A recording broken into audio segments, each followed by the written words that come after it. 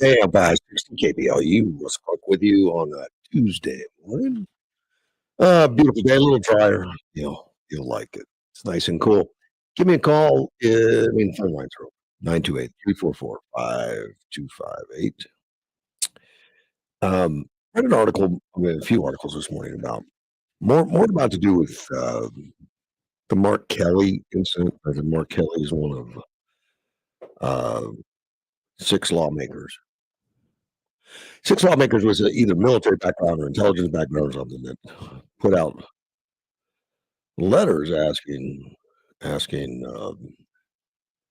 people who took the oath, the Constitution or whatever, reminding them that they can reject illegal orders. Also pointed out, and I'm going to read some of this to you, lest we forget, because I think this controversy is growing legs. It's getting more attention. It says they can reject illegal orders, and reminded that their oath is to the Constitution, not to individual leaders, and that refusing unlawful commands is aligned with existing military law.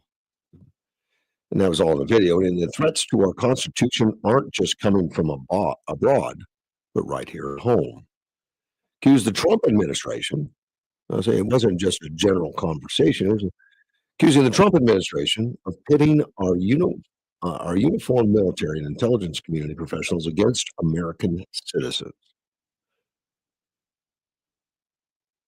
They said they were just making a general comment that everybody already knows. No, it's not. It's not. It's much deeper than that. They provided no evidence of any examples of any illegal order. Although the inference and everything, it comes out that this was Trump's doing things illegal, and they don't have to follow it.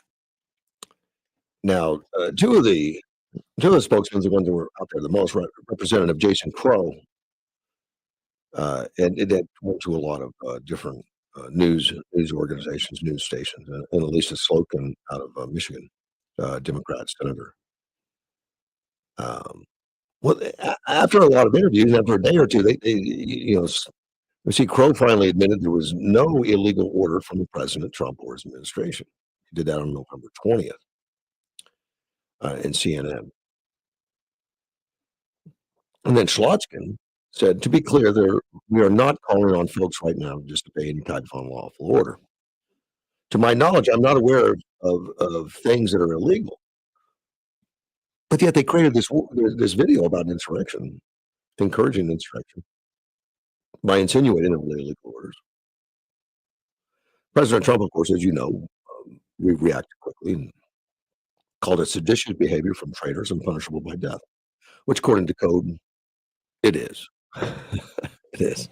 And I've read some commentators that say, "Oh, everybody needs to calm down. Nothing, no harm, no foul, no nothing." It is. It is no harm.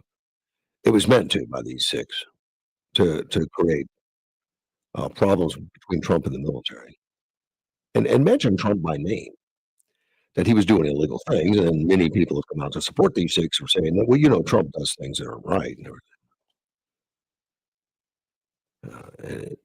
and so it's continuing to be discussed. And in fact, Gallego gets into it, and I'll talk about that.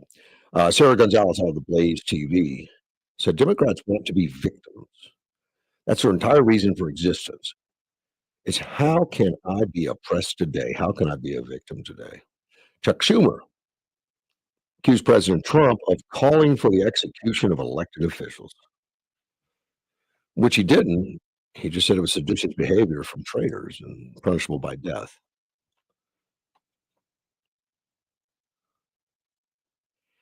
He says, it's outrageous. No president has ever stooped as low as Donald Trump. None.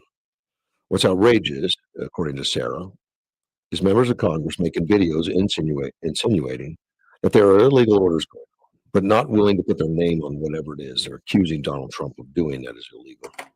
They're attempting to start a coup in the military. And by the way, it's so cute that now all of a sudden they have a problem with cheering on death. I seem to recall someone who was wearing the exact same shirt that I am wearing, who was assassinated. She's wearing a freedom T-shirt that Charlie Kirk was wearing, and they didn't seem to have a problem with the political violence. So excuse me while I don't take your outrage Seriously, Chuck. Well, it's not going to stop. And I see Sandy sent me a copy of of a X that went out on X, a message on X that came from the Department of War. It's an official statement. The Department of War has received serious allegations of misconduct against Captain Mark Kelly, USN retired. In accordance with the Uniform Code of Military Justice, 10 USC 688, and other applicable regulations, a thorough review of these allegations has been initiated to determine further actions, which may include recall to active duty for court-martial proceeding or administrative measures. This matter will be handled in compliance with military law, ensuring due process and impartiality. Further official comments will be limited to preserve the integrity of the proceedings. The Department of War reminds all individuals that military retirees remain subject to the UCMJ for applicable offenses.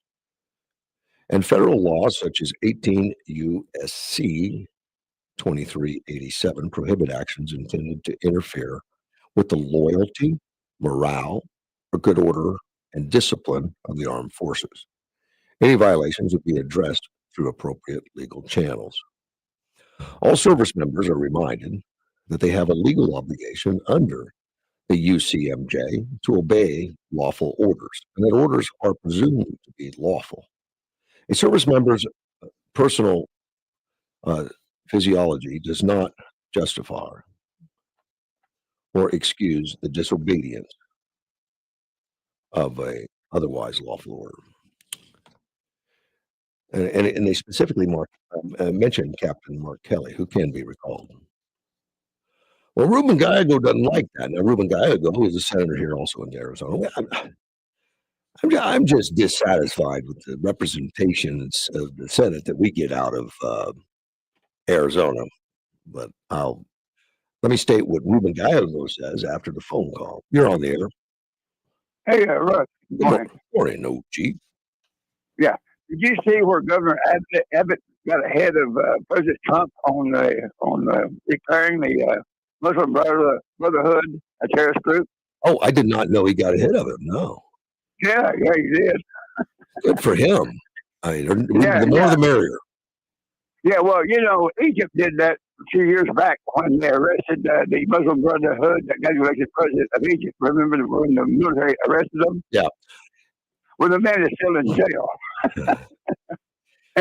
I just think all this is hilarious because Americans are so slow when it comes to politics. They're just so slow. Well, we're trying to please everybody. We're just wrong. You're right. We're too slow, and we want to look at all the victims of the perpetrators as victims. Everybody's a victim. Right. Everybody's a victim. Yeah, but Nixon started that. He started that. But anyway, what I wanted to talk to you about was President Trump's health care proposal. Did you see that?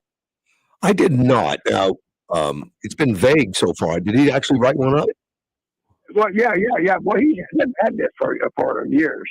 Okay. And what he wants to do, instead of sending the money to the hospital and the insurance companies, right? He's going to do it like the school system. He's going to send the money to the person that's sick, and that person gets to distribute the money. Right, he's stated that, but I haven't seen any formality on how that's going to work. But that would be great. No, he got pretty well spelled out. I took it off his website. Oh, okay. This is President DLT, November 18th, 2025 at 7:57 a.m. So the guy, that's East Coast time, so he's already up and at him. Well, the brilliance of that, OG, is it's going to cause people to go to the marketplace and see what's happening, what the best opportunities are. And right now, you can't do that because nobody's advertising. We'll give you a surgery for this price. Nobody does that, and maybe it'll start forcing some of that. Well, what it will do, I'm going to tell you what it will do because I reread the whole thing. It's like I cut 9,000 pages, and you can decipher what it will do. It'll cause the patron to itemize his bill. Yeah, sure. Yeah, just like your car bill. You go down and you know what Russ did to your car. And you tell them you overhaul the carburetor, blah blah. You get You get to itemize the detail of that and the parts and stuff that you use. Sure. Well, that's what this will do. And I think it's a great thing. Now, it might not happen, but I think it'll happen before his term is up. Yeah, it's going to be a long road, but it needs to get started because the industry is going to fight it. They like to be shielded from people asking about price or being held their feet to the fire on price because they say, don't worry about it. The insurance companies take care of it. Well, you got to understand that. I'm trying to lead to is the lobbyists throughout the years, the people that pay the most money has been your insurance industry. Oh, yeah.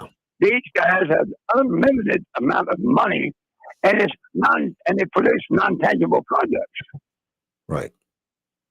It's a pyramid scheming outfit, is what it is, to the tune of $36 trillion a year.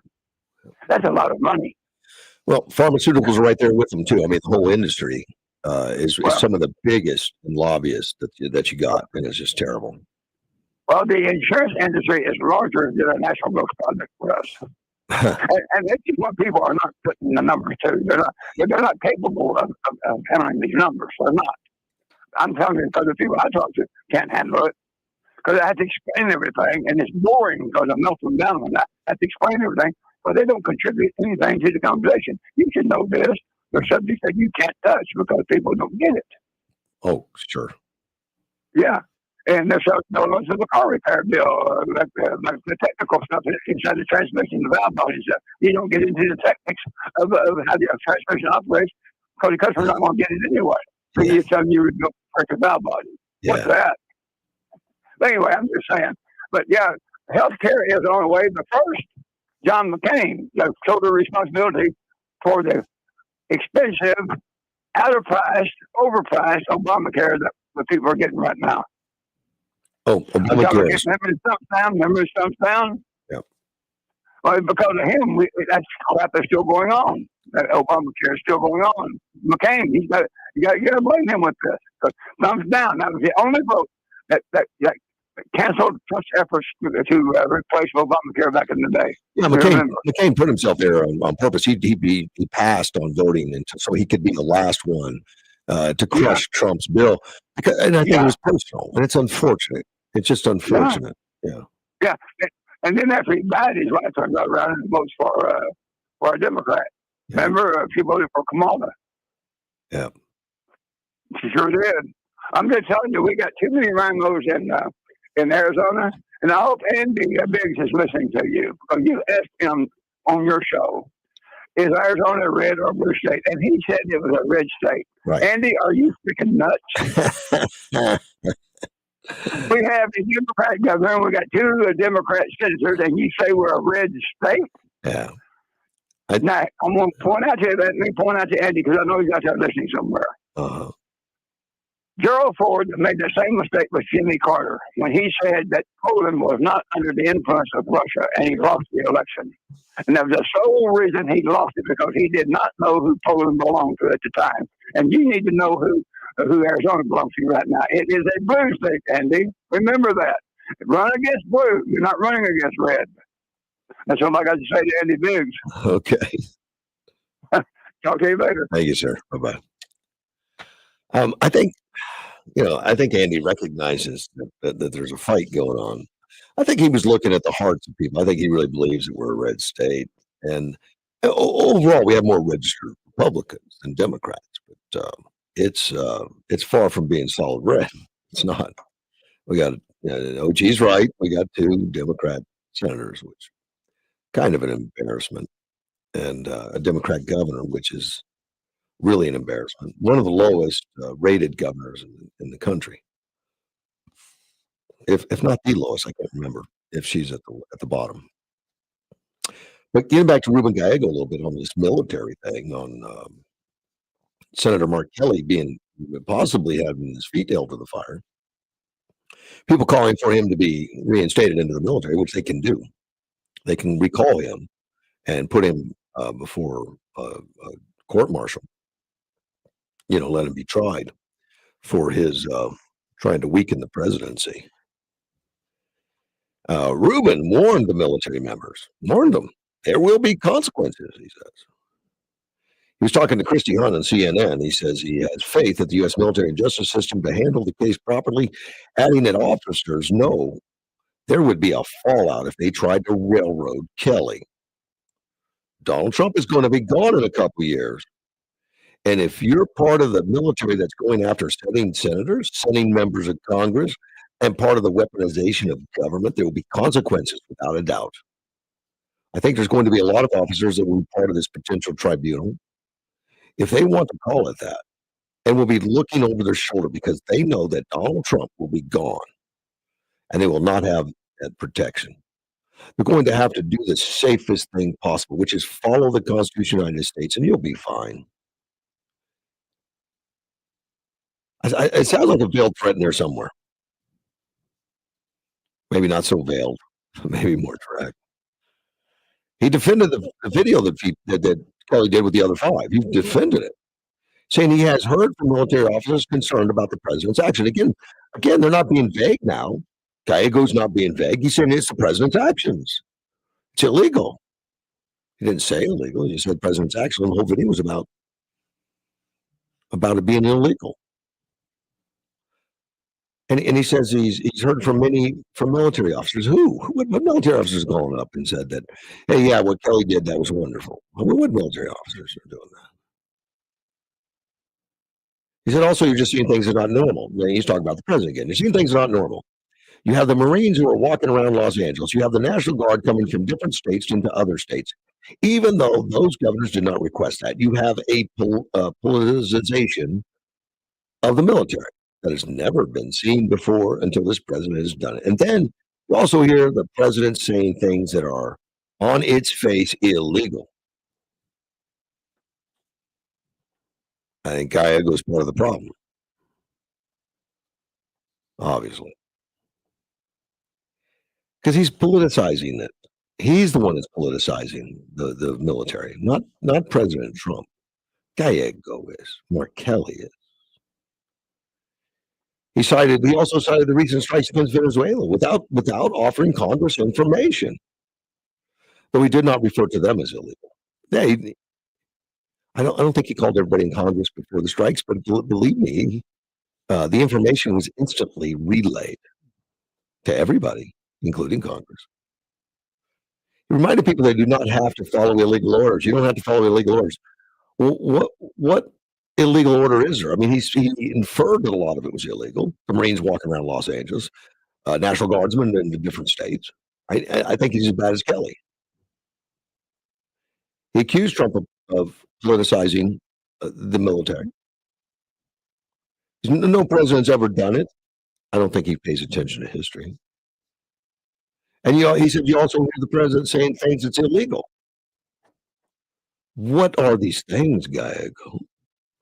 What has he said that's illegal?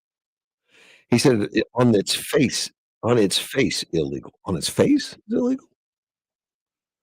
What's he in reference to? And these guys are dancing all around it.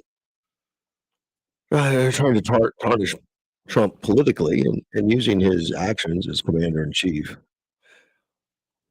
his commander-in-chief's orders to the military, which I think is real problematic for these retirees, particularly because of the U.S. code I just read that Sandy was nice enough to send me. These guys are embarrassing, and it's destructive to the military. It's destructive to the country. I don't mind if they tried Kelly on it. I have no idea what that would end up in. But I hate to think that they were too intimidated because Gallego said, there'll be consequences. Trump's only got a couple years, and there's going to be consequences. He's telling them to be careful.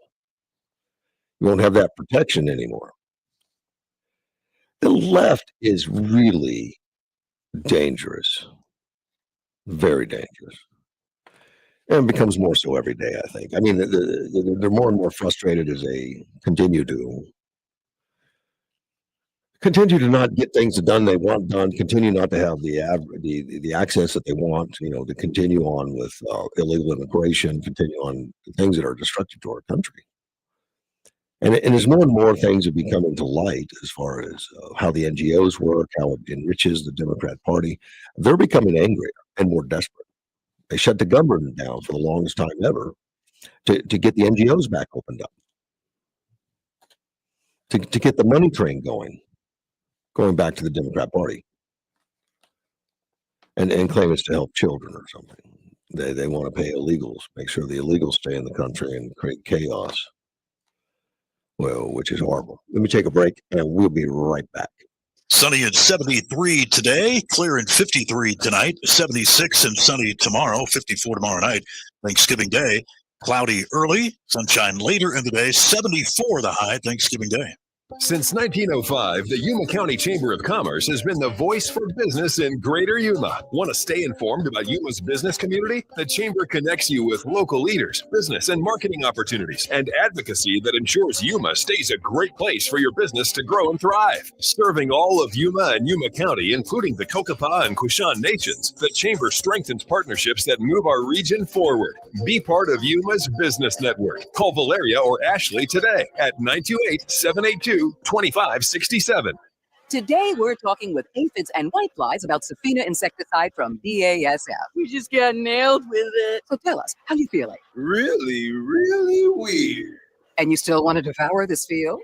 No way, bro. There you have it, folks. Safina insecticide is specifically engineered to disorient aphids and whiteflies, so they can't eat. And when they can't eat, they can't destroy. Help protect your alfalfa from aphids with Safina insecticide. Always read and follow label directions. Allo Fibers teamed up with DirecTV and launched Allo Mobile. This product combination means internet you can count on, streaming TV you can watch anytime and anywhere, and nationwide coverage on your mobile plan that you can depend on. It's real service, and it comes with real savings because now you can switch, stack, and save and get all three of those services at one affordable price. The savings you won't want to miss. Switch, stack, and save at allofiber.com/stack. Just how good is Pure Talk's current deal for unlimited wireless? Well, you might say it's the deal of your lifetime, because right now, for just $29.95 a month, Pure Talk is offering unlimited talk, text, and data for life. Not your phone's life, your life. This is Pure Talk's top tier plan. It comes with a crazy fast 5G network along with a 30 gig hotspot. And at just $29.95 a month, there has never been a better opportunity to lock in a ridiculously low rate for as long as you live and save thousands and thousands of dollars along the way. This plan is normally $65 a month, but if you switch today, you will save over 50% every single month for the rest of your life. See what I mean? It really is the deal of your lifetime. Dial pound 250, say micro. Offer ends 12/7. Some restrictions apply. Details at puretalk.com.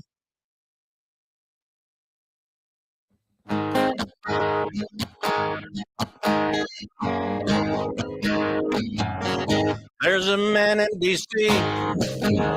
AM 560 KBLU, Russ Clark with you. My fact checker has said the insurance industry is not $36 trillion, it's $9.8 trillion. Yeah, poultry, 9.8. It's still massive, but yeah,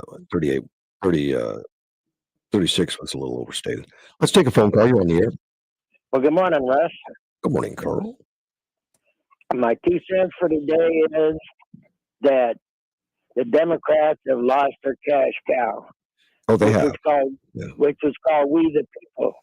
The people are not going to pay for the Democrats to run the country the way they did. And President Trump just killed the cash cow for them. Yeah, and it's being exposed all at the same time. I don't think most everybody understands that these NGOs went back funding the Democrat Party, the ones that Trump cut off, and their hands were in the till. But, you know, they had to clear up to the elbow. Yeah. You know, the problem, they weren't just a little greedy. They, in my opinion, were real greedy. When they started taking billions. Yeah. You know, that's not handing the cookie jar. That's just right out theft. And to me, in their mind, it was legal theft because, you know, most of the money, and it's the same way in our school districts now. Half of our money just goes to the people that the administrative, if I'm not mistaken, if not more. Hmm. Am I right or wrong? You're right. So why does it cost me half of the money to teach the children how to learn something, just to organize the program? Yeah. If you want to call it that, but it costs half the tax money just for the top part of the not teaching the children. Yeah, these NGOs have all got to be, looked at, and we need to look at at our country for using them. Because they're not held accountable in a lot of cases. Well, that's the big problem right there. Is that people? I do not mind spending, and I'll give you an example of the hospitality tax. If you lived in Yuma when that was starting, the big deal was they will never give the money back. Yeah. And on the hospitality tax, they never did give the money back. Well, but what we have is we have a lot of nice features in Yuma that half the people driving through Yuma going back and forth to Phoenix and San Diego are paying about half the bill for all these nice things we get to use. Yeah. So, if that makes sense, what I'm saying. Yeah. So the hospitality tax, that's a tax that stayed there. But what our government in Yuma did is they took that money and put it in things for we the people. Well, the hospitality tax sunsets every 10 years, and people keep voting it. They vote it back in. Yeah, they vote it back in. Yeah, hey, and that's not a problem because our city takes that money and puts it back where it's supposed to be. Yeah. Instead of taking half the money and stick it in their pocket, like a lot of the Democrats are doing, they are taking that money and putting it into projects to make Yuma look beautiful and Yuma look safe. Yeah. So, and everybody pays for that tax if they dine out or anything. They pay a little bit of money for that, and so does everybody else that stops in Yuma. So that's a tax that I never did mind paying. Well, people voted back in. It was popular. Yeah, well, it is popular. Look, if I'm not mistaken, the PAC down at the ballpark was done with PAC money. Uh-huh. Is that right? Yeah, the PAC money comes out of the hospitality tax. Yeah. Yes, and so if everybody that drives you and stops in you and buys a Coke or something or spends some money on food, they pay for part of that PAC. Mm-hmm. Yeah, which to me was sound like a pretty good deal to have a park like that. Well, it's really worked out well. There was a lot of hesitation. A lot of groups were protesting and thinking it was a boondoggle, but it's been very successful. Well, and it goes back to the reason it's so successful. Look at the kind of government we have in Yuma. I guess I'm going back to saying Mayor Nichols. Yeah. That's the kind of guy he is. He makes sure this stuff gets done right for us people, or we the people. Yeah, we're very fortunate. We have government and council that's paying attention, even though they don't get paid. Yeah, or not paid much. They get paid very low. One of the worst in the state. Yeah. Well, on that, it costs them more gasoline than what they get paid to go down to the meetings.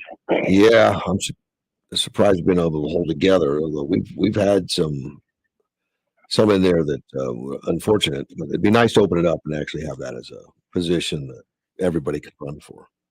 Yes, because I know quite a few of them, and they all, in my opinion, do a pretty good job. Yep.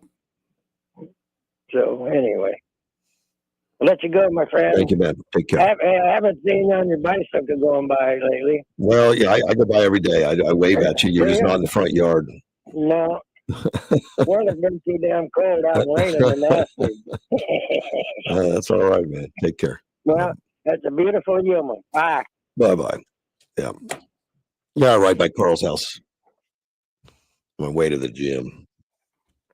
Every day, pretty much. Not on Fridays. I take Friday off. And I'll take off Thursday this week. Thursday's Thanksgiving. Well, and I guess they're going to be closed, which is okay. I want to talk about a thief here, not a smart one. Yeah, most of them get caught in the long run. I think they do. Mario Bustamante Leva is a 49-year-old guy. He likes to steal luxury handbags and stuff, goes to restaurants, hangs out. When women are enjoying themselves and not paying attention, and there's a handbag on the back of a chair or on the floor or something, he somehow gets in there and takes that thing. He's been doing it for a while. He's been in jail before for it. In other countries, he's not from here, but he had jail terms in Chile and in the United Kingdom. He's an illegal immigrant. And here's the handbag he stole. He stole a Gucci bag, which is kind of expensive. Now, the Gucci bag happened to also hold $3,000 in cash. And it had some other things in there like a badge. Yeah, badge. And passport, a lot of other stuff. And that luxury handbag that this guy decided to lift. The problem he run into is that the handbag belonged to a Secretary Christy Nome. Yeah, from the Department of Homeland Security. They looked at the video that in the restaurant. The restaurant had some video and saw this guy taking it. Now he's in custody. They tracked him down. Christy Nome got him, and according to court filings already. And he's a Chilean national. He's from Chile. That's where he spent some time in jail. Then went to the UK, spent some time in jail. And he came to the United States. He said jail is a pretty good thing in those countries. We'll see what it's like in the United States. He acknowledged that after he finishes his sentence, whatever the sentence going to be in this case, it hasn't been adjudicated yet. He's going to be removable from the United States upon completion. He had to acknowledge that. The charges that he's been charged with could include 20 years in prison and $250,000 in fines. He's charged with wire fraud for up to 10 years and $25,000. Sentencing guidelines also recommends a fine up to $9,500, forfeiture up to $3,174, and additional restitution to be determined by the judge. I know he's got a little money because there was $3,000 in cash in that handbag. Well, maybe he had to give that back. I don't know. I don't know how fast they caught him, really. It doesn't really say, at least in this article. We see, I said driver's license was in there, passport was in there, medication, makeup bag, blank checks, DHS bag, apartment keys, Louis Vuitton wallet. Security footage showed him with a N95 mask, dark pants, baseball cap, grabbing the bag, walking out of the restaurant. Not a good thing to do. I don't think it's a skill set that you need to pick up. We probably need to leave that one alone. Comes with some healthy fines. And women are usually pretty protective of the bags, but occasionally you can, I guess you can lose sight of it for a second. That's when that guy's there. That's when that guy's there. I guess he does it for a living. That was a big take. And I think the credit cards are used right away or something. Tried to use credit cards right away. So, he's a professional. He knows to use those credit cards before the bag's gone. That way you can't call and have them canceled. So, but that's a deportee that's got it coming. I mean, you start stealing the handbag of the Department of Homeland Security, you're going out of the country if you're illegal. Let's take a phone call. You're on the air. Good morning, Russ. How you doing? We're doing well, Ted. Good morning. Stalling on me there, right? No. I think they should change venue on his case to Virginia and let that judge kick the case out for judicial prejudice. Oh, really? And Yeah. you're of course talking about Comey. Yeah, Comey and Letitia James, both of them. Yeah, they both were, and that's not gonna stick. No, he did it so that they can be recharged, and of course that's gonna have Pam Bondi's a little having a fit over it, which she should. I'm glad she does. Well, her or the president should immediately fire that judge and replace him. Not move venue, fire him and replace him. Yeah. But and the whole reason he did it is he said that the lady that is a federal prosecutor had not been lawfully appointed, Lindsay Halligan, which and she didn't have the experience. He should be fired. He is not the one that oversees that part of her. The president does. He appointed her to do it. Yeah.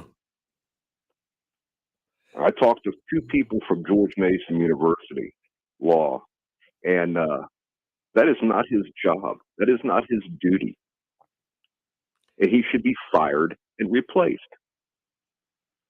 Yeah. Well, I'd like to see that if that's possible. I'd like to see it. They do not run the executive branch of this government.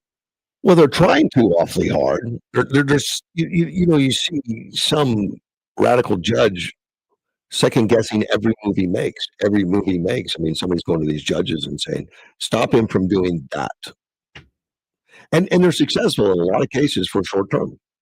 And they brag about, yeah, we've had so many cases completed against Trump. What they don't tell you is that afterwards the appellate courts or the Supreme Court, somebody throws that out.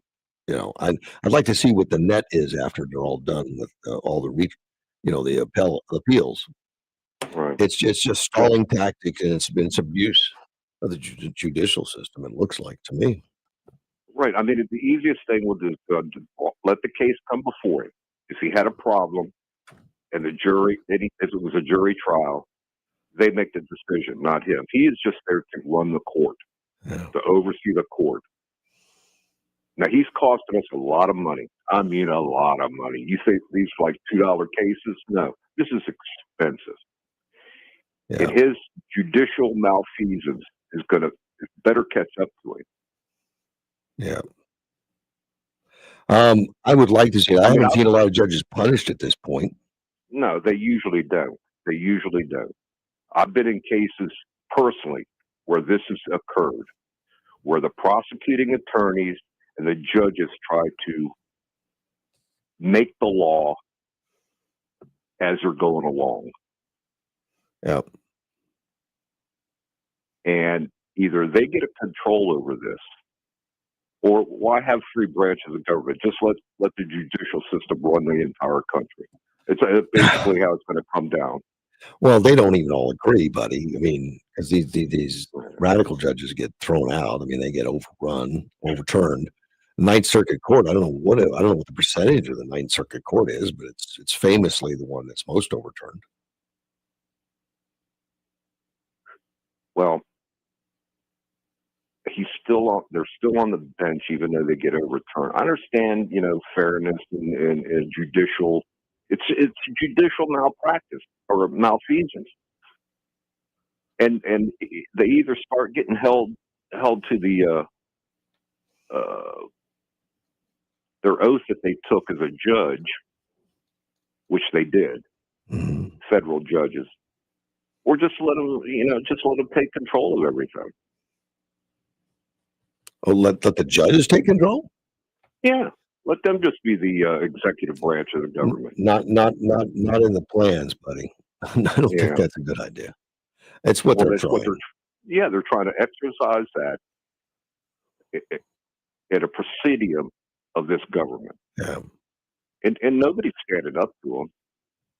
And I mean standing up to them. I don't mean just, talking garbage about them. I mean standing up to them and hold them to their oath. My fact checker tells me that the president cannot fire a federal judge. Yeah, somebody can. I don't know who. I don't know the process. I mean, I don't know. There's an impeachment process, but I mean, I would think if he could, there's a lot of them would have been fired by now. So that's how probably can what they can. Okay, let me ask you this: you can hire Chris, right? Yeah, but you can't fire him. Sorry, no. Why can't Sorry, you I? can't. Why can't I? Because I said you can't. Oh, that's you wrong. But that's a total different deal, man. And impeachment is maybe I can impeach Chris like they can the federal judges. And I don't know the process for the impeachment. I don't know who holds the trial or where it goes, but So the president can appoint a judge, but he can't remove a judge. correct. Well, I guess that's how they wrote it up, just to Yeah. stick it to them. Well, otherwise, every time the president come in, they'd clean house, and that's what they do with a lot of prosecutors right now. That they can do that too, and it's pretty routine that when they come in. There's a lot of prosecutors that are asked to leave, and they put in a whole new batch of prosecutors that work more in to their liking. Well, like I say, I've been in more than one courtroom when a prosecuting attorney was telling a judge how he should run his court, what he should believe is the law. That's That's not how it works. No. That's not how that's supposed to work. no, that's some moxie there, buddy. That's trouble. Sounds like. That's judicial malfeasance. Yeah. But appreciate you listening to me, but this is out of control and it is not being handled correctly. Well, I think it's being more and more exposed, and that's not a bad thing. And more and more. Who is Diego's father? Wasn't he charged with something? Diego's father? Yeah. I don't really know. I think is Diego from Chicago or something, or Diego? I thought his Diego. father was a Diego. convicted drug dealer. I have no idea. I don't know. Huh. I'm not going to hold that against Ruben. I think his own actions are what I'd hold against him, and I don't think those are something positive for our state. All right. Well, I'll do some more checking. I'm pretty sure his father was, but anyway, this is an embarrassment to our state, man. I mean, it's an embarrassment. I think so. The crap that they're pulling. Yep. Telling people to not follow lawful orders and we got your back and all that kind of stuff, and insinuating that Trump's the one that they're talking about. Yep. Causes problems. All right. Well, have a good day, and thank you for listening to me. Take care, buddy. Bye. And thankfully, my fact checker put down the procedures for the impeachment. To remove a U.S. federal judge, Congress must initiate impeachment proceedings, which begin in the House of Representatives. If the House votes to impeach, the Senate then holds a trial, and 2/3 majority vote is required to convict and remove the judge from office. Sounds like just impeaching a president.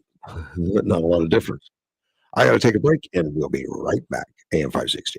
When your home fills up with family, Allo Fiber makes sure that space is a happy place for everyone. Allo Fiber experts install it all, and full service means step-by-step support, guiding you through everything so you can stay connected to what matters, and the family can always feel at home. Put the game on, and don't worry about your Wi-Fi calling a timeout. Better TV and internet service is one connection away. Call Allo at 866-481-2556 or visit allofiber.com. All right, do-it-yourselfer, you've got the idea, and you got your building supplies at Southwest Lumber. That's right. Now, all you need is a bunch of expensive tools to get the job done. Oh, that's right. And just the place to rent them. Southwest Lumber, your home for everything home improvement. Southwest Lumber has half-day to multiple-day rentals available on just about anything you need to finish the job. Rent equipment and tools on Saturday and Sunday. It's free. Stop in today at 1917 South Avenue B in Yuma. Southwest Lumber, ready for everything. Contest rules for all giveaways and contests on 560 KBLU can be found on the website, kbluam.com.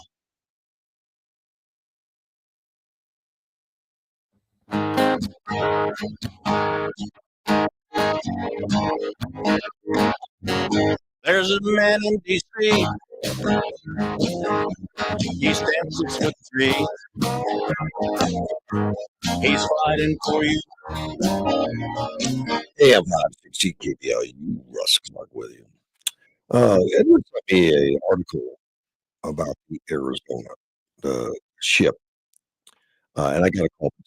Hold on for a second. The USS Arizona, as you know, in Pearl Harbor, was attacked and sank in 1941.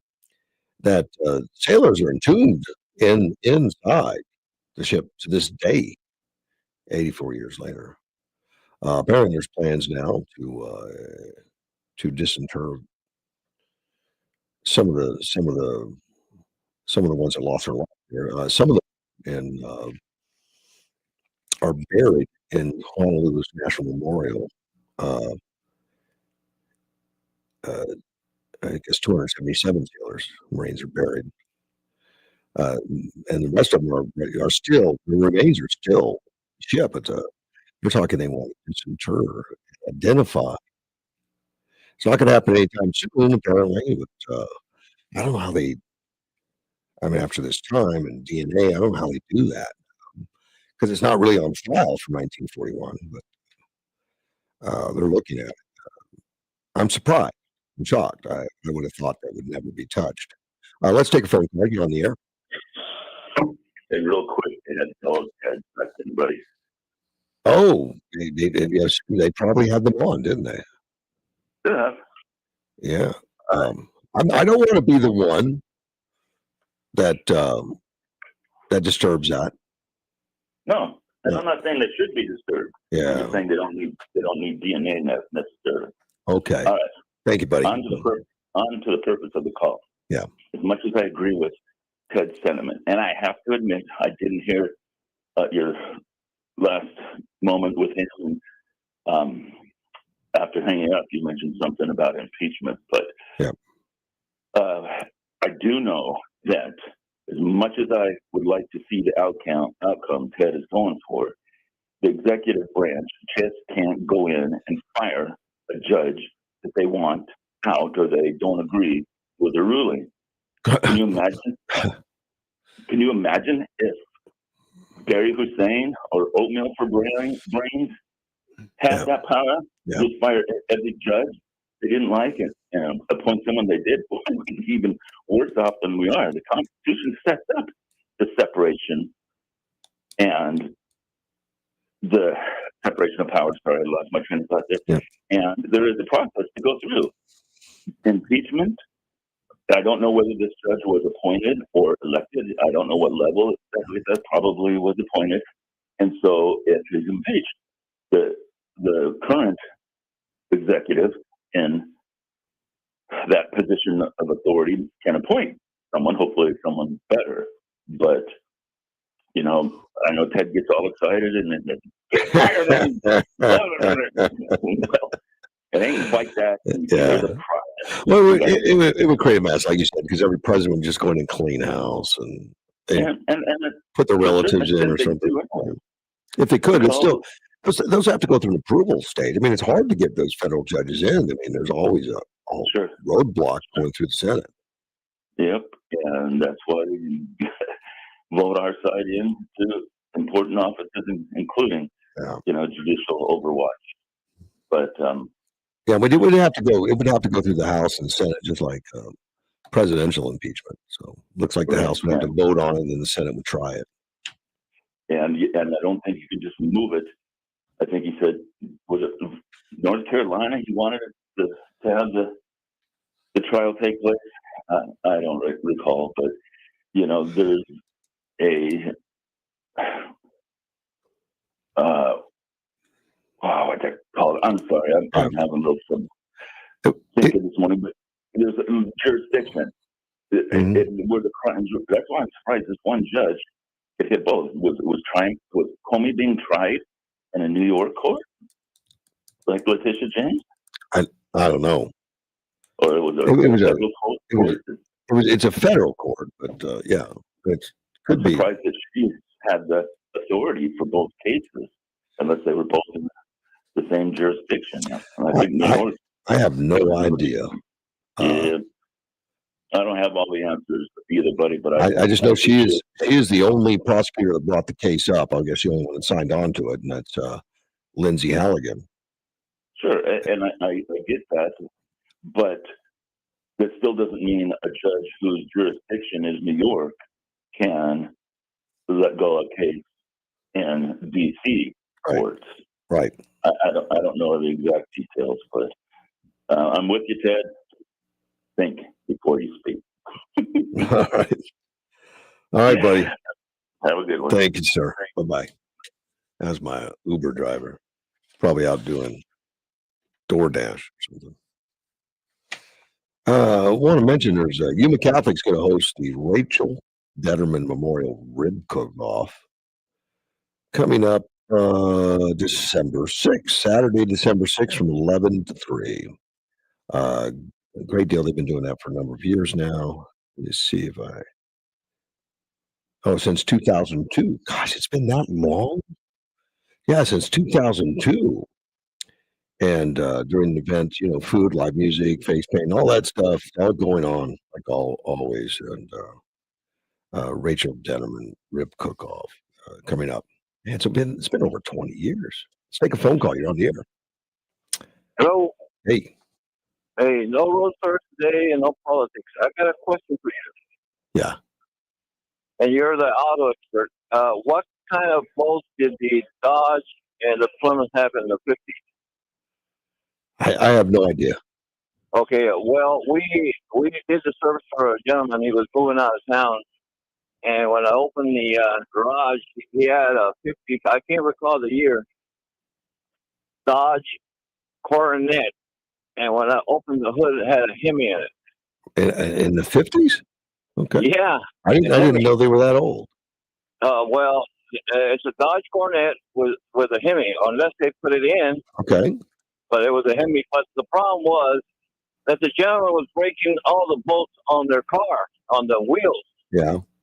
And I have experience for a long time. The old Dodges and the old ones have the left on the passenger side, on driver's side, and right on the what's the other way around? Well, he was breaking all the studs. There was a stud lug, both lugged together. It was like a stud. So I said, "Oh man, these are too tight. I already broke one." Well, sir, you're doing reverse on the left, and you're breaking them off. I never knew You that. already broke 3. I didn't know that. Well, I did a lot of service in the old cars in the Firestone in El Centro, and these Dodges would come in with their lug, and I remember, left on their driver's side and right on the passenger side. So if you try to take those off, you're never going to take them off because it says on the bolt left, and it says right on the right side. So he was doing it the other way around. Wow. And I remember those Dodges as studs lugged that you had to have very careful. You tread them wrong, you had to pay for all that work. Well, I looked it up, and the 1955 Dodge Coronet could have an optional Hemi in it. It was optional. Oh, I didn't know they'd been around that long. I didn't realize when I opened that hood and saw him, God, and he was going east with it. He was moving. We had a moving company that would do the service. So it produced 183 horsepower with a 2-barrel carburetor. Exactly. It wasn't a smoker, man. Look, that's something else. Well, the gentleman was kind of old, and I never knew that he was trying to break bolts the wrong way. So, and he said, "Thank you very much." I would have still been taking those bolts reverse on the left side, and he gave me a tip, of course. Well, okay, that was my question. So you know, I had no idea. You stumped me completely. I didn't either. Dodge Coronet with a Hemi engine. Wow, that's a collector's item. Real good. I would imagine. I don't know what it's worth. If you get a chance to pick it up from the guy, go ahead and do it. No, he went to east. I don't know how far. All right, take care. Okay, thank you. All right, bye-bye. Yeah, I need to figure out when they started building the Hemis. I thought it was something something newer. It's already top of the hour. It's nearly 7 o'clock. I'm going to take a break, and we'll be back. AM 560 KBLU.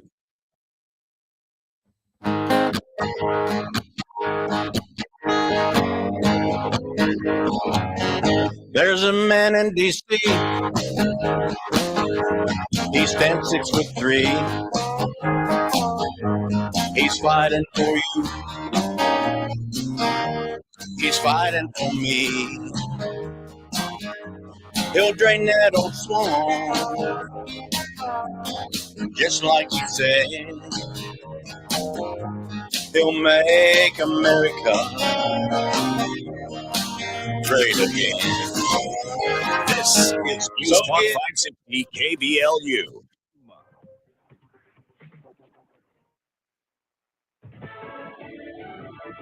It's getaway day for millions of Americans. I'm Dave Anthony, Fox News, hitting the road for Thanksgiving and what AAA predicts will be record numbers. You guys safe on the road. Let's all come early to the airport. Let's all put our best attitudes on. Let's have a great Thanksgiving week as we travel to see the ones we love most. Transportation Secretary Sean Duffy also urging us to be courteous, especially flying. Please and thank you to our pilots and to our flight attendants. I think, again, I call this just to be addressing with some respect. The FAA predicts this is the busiest day for air travel before the holiday, with 52,000 flights scheduled so far. Almost 700 of them delayed, only 34 canceled. We just got updates to the economy. Reports for September delayed by the government shutdown. Retail sales, they came in lighter than expected. This isn't adjusted for inflation, up 0.2% month over month. The expectation was 0.4% to the upside. Fox Business Network Cheryl Casoni. We also got an inflation report showing a slight increase in producer prices for September, up 0.3%. The annual wholesale inflation rate up to 2.7%. As the U.S. keeps pushing a peace plan to stop the war in Ukraine, with the Secretary of the Army holding talks with Russians today. A Ukrainian defense official posted on X as countries agreed to the core terms of the American peace proposal after another deadly night in the war, with Russian attacks killing at least 7 people in Ukraine. The strikes hit buildings in cities, including Kyiv. It also damaged energy infrastructure, forcing authorities to restrict heating in part of the capital. Meanwhile, in Russia, the governor of the southern Rostov region reports 3 deaths and 8 injuries in a Ukrainian drone attack. He says the assault damaged homes, social facilities, a warehouse, and a paint shop. That's Fox's Jonathan Savage. Breaking news out of Paris. French police have made 4 more arrests connected to last month's heist of royal jewelry from the Louvre Museum. America's listening to Fox News. My name is Whitney Allen. I'm a widow. My husband Ryan died. Never thought in a million years have to use life insurance to the unexpected happens. With Ethos, it is so fast and easy. It's 100% online. You can get a quote in seconds, apply in minutes, and get same-day coverage, no medical exams, and you can get up to $3 million worth of coverage. Get your free quote at ethos.com/term. That's ethos.com/term. Unsettled application may vary. Online health questions required. Julia owed the IRS thousands. I was paralyzed with fear. I had a commercial for Optima Tax Relief. Optima Tax Relief is the leading tax resolution firm, A+ rated by the Better Business Bureau and experts in the Fresh Start Initiative. Optima Tax Relief settled my IRS bill. Call Optima now for a free consultation. It was amazing. Call 800-926-0155. 800-926-0155. Optima Tax Relief. Visit OptimaTaxRelief.com. Good morning from the News 11 Information Desk. I'm Danielle Bush-Norris. The city of Yuma is bringing new improvements to one local park. Kennedy Skate Park, one of Yuma's most popular recreation spots for skaters and BMX riders, will temporarily close on December 8th for a full rebuild. The park will reopen next year. It'll undergo demolition and reconstruction to ensure long-term durability and quality for years to come. These improvements will take place at no cost to the city. Plus, Avenir Financial donated 125,000 meals to your community food bank. The food bank says $1 equals 5 meals. Avenir made sure to do their part. They say with the recent government shutdown, SNAP recipient benefits on hold, and the holiday season, they want to give back to the community. Today will be the last day to pick up a Thanksgiving meal for the food bank because they'll be closed for the rest of the week. Join us on the TV side for News 11 every weekday at 5, 6, and 10 for all the local news, weather, and sports. I'm Danielle Brooke-Morris. Listen to KBLU from 8 to 9 every Monday morning to Life, Death, and the Law. Sean Garner and Adam Hansen discuss estate planning options. Learn how you can plan your estate using a will or trust to protect your family and secure your legacy. That's Life, Death, and the Law every Monday, 8 to 9 a.m. on 560 KBLU.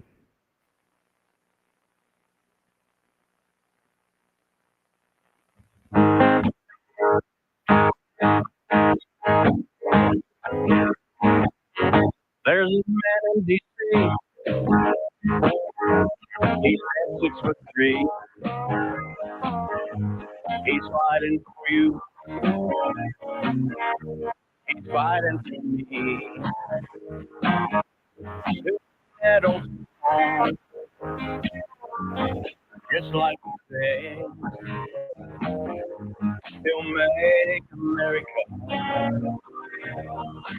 Great again. Oh, get on that truck train. Proud of them. He'll stand up for you. And the red, white, and blue. AM 560 KBLU, Russ Clark with you. It's Tuesday morning, 7:05. Phone lines are open, 928-344-5258.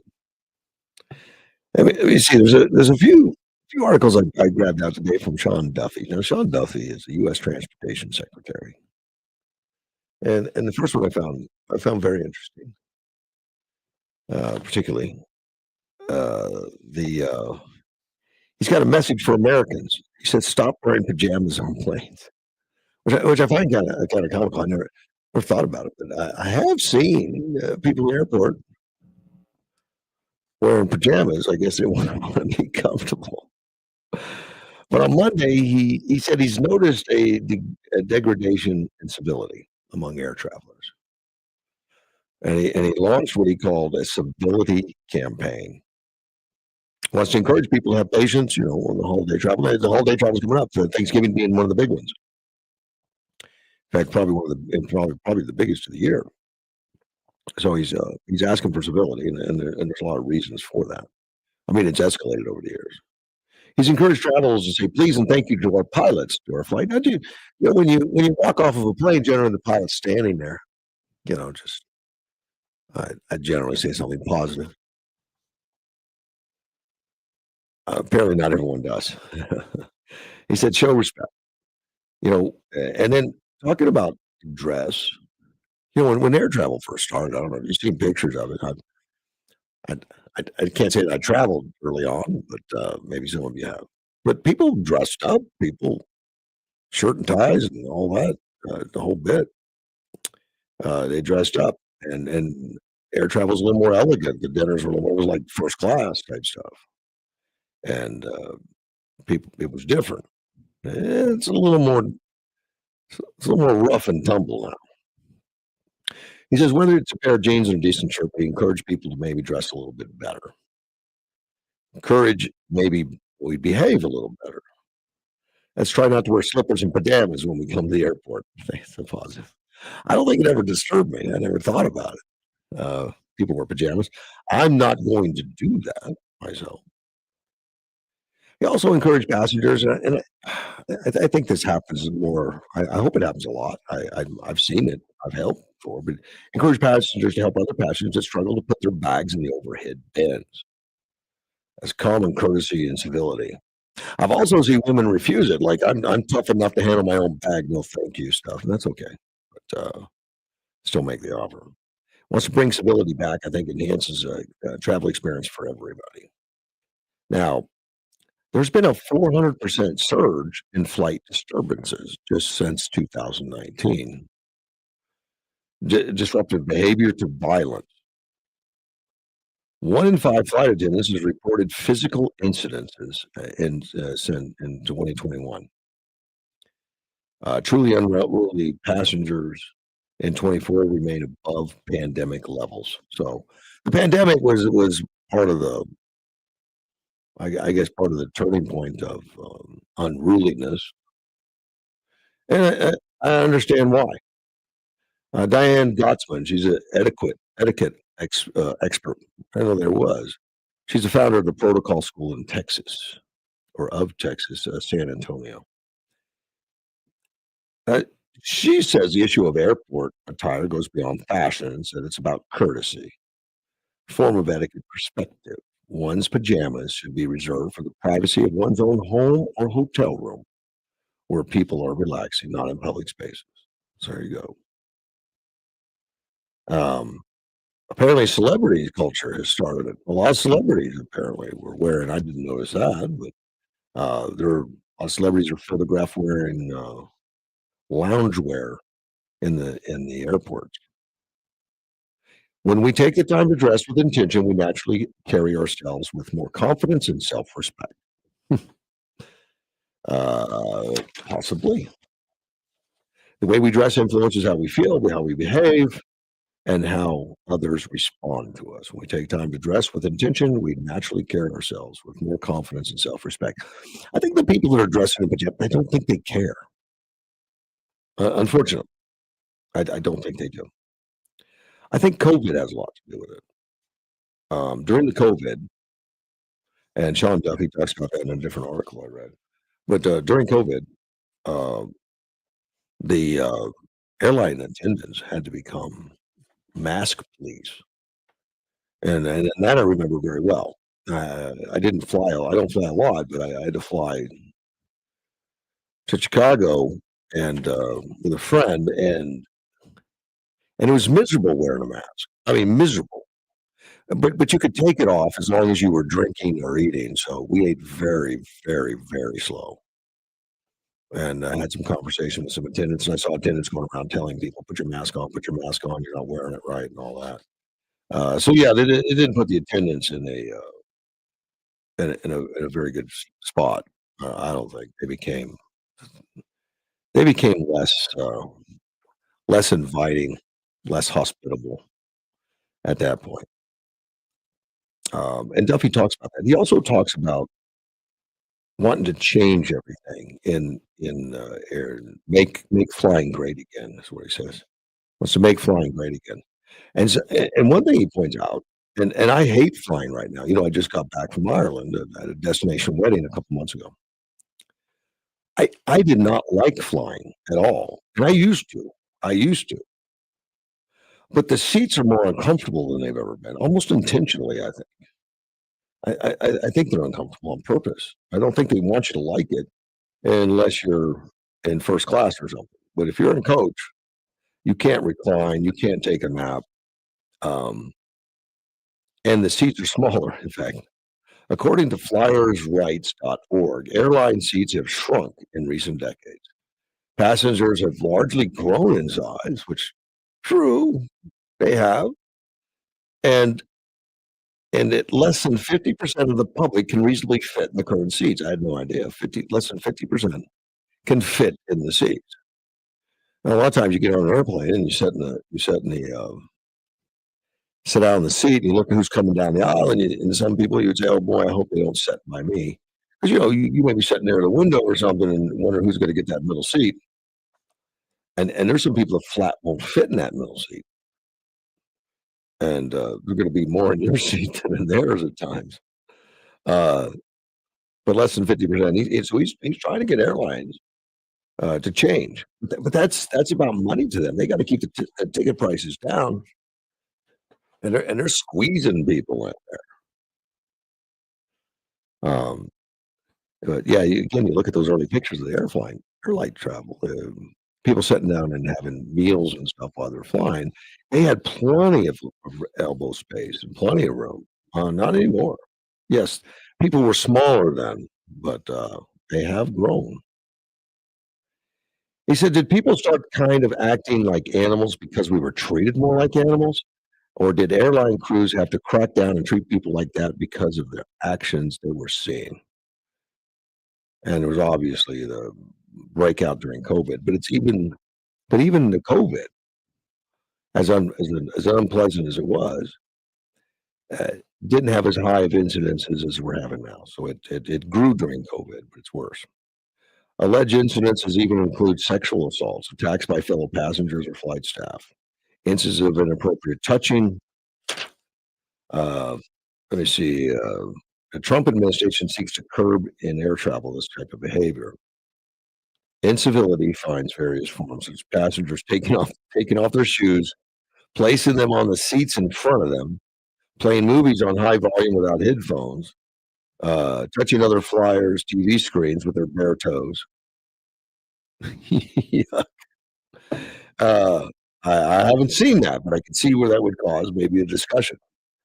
Duffy said, "I want to have a conversation with America that says, listen, let's call our better angels. Let's all be better when we travel together." The DOT secretary emphasizes it's necessary not only to curb nasty behavior, but to embrace good behavior. Let's dress more respectfully. Let's be nicer to one another. Let's say please and thank you. And if capable men see a woman struggling to put their bag into the overhead bin, They should man up and step in to help.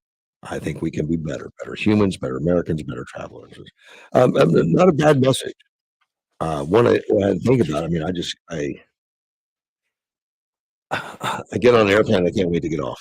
I tell you, it's just it's not been a pleasant experience. I think most of it for me isn't pajamas or the behavior. It's seats, uncomfortable, especially long duration. You wake up when you get to your destination beat up, and I know they want to upgrade you to those, particularly going overseas.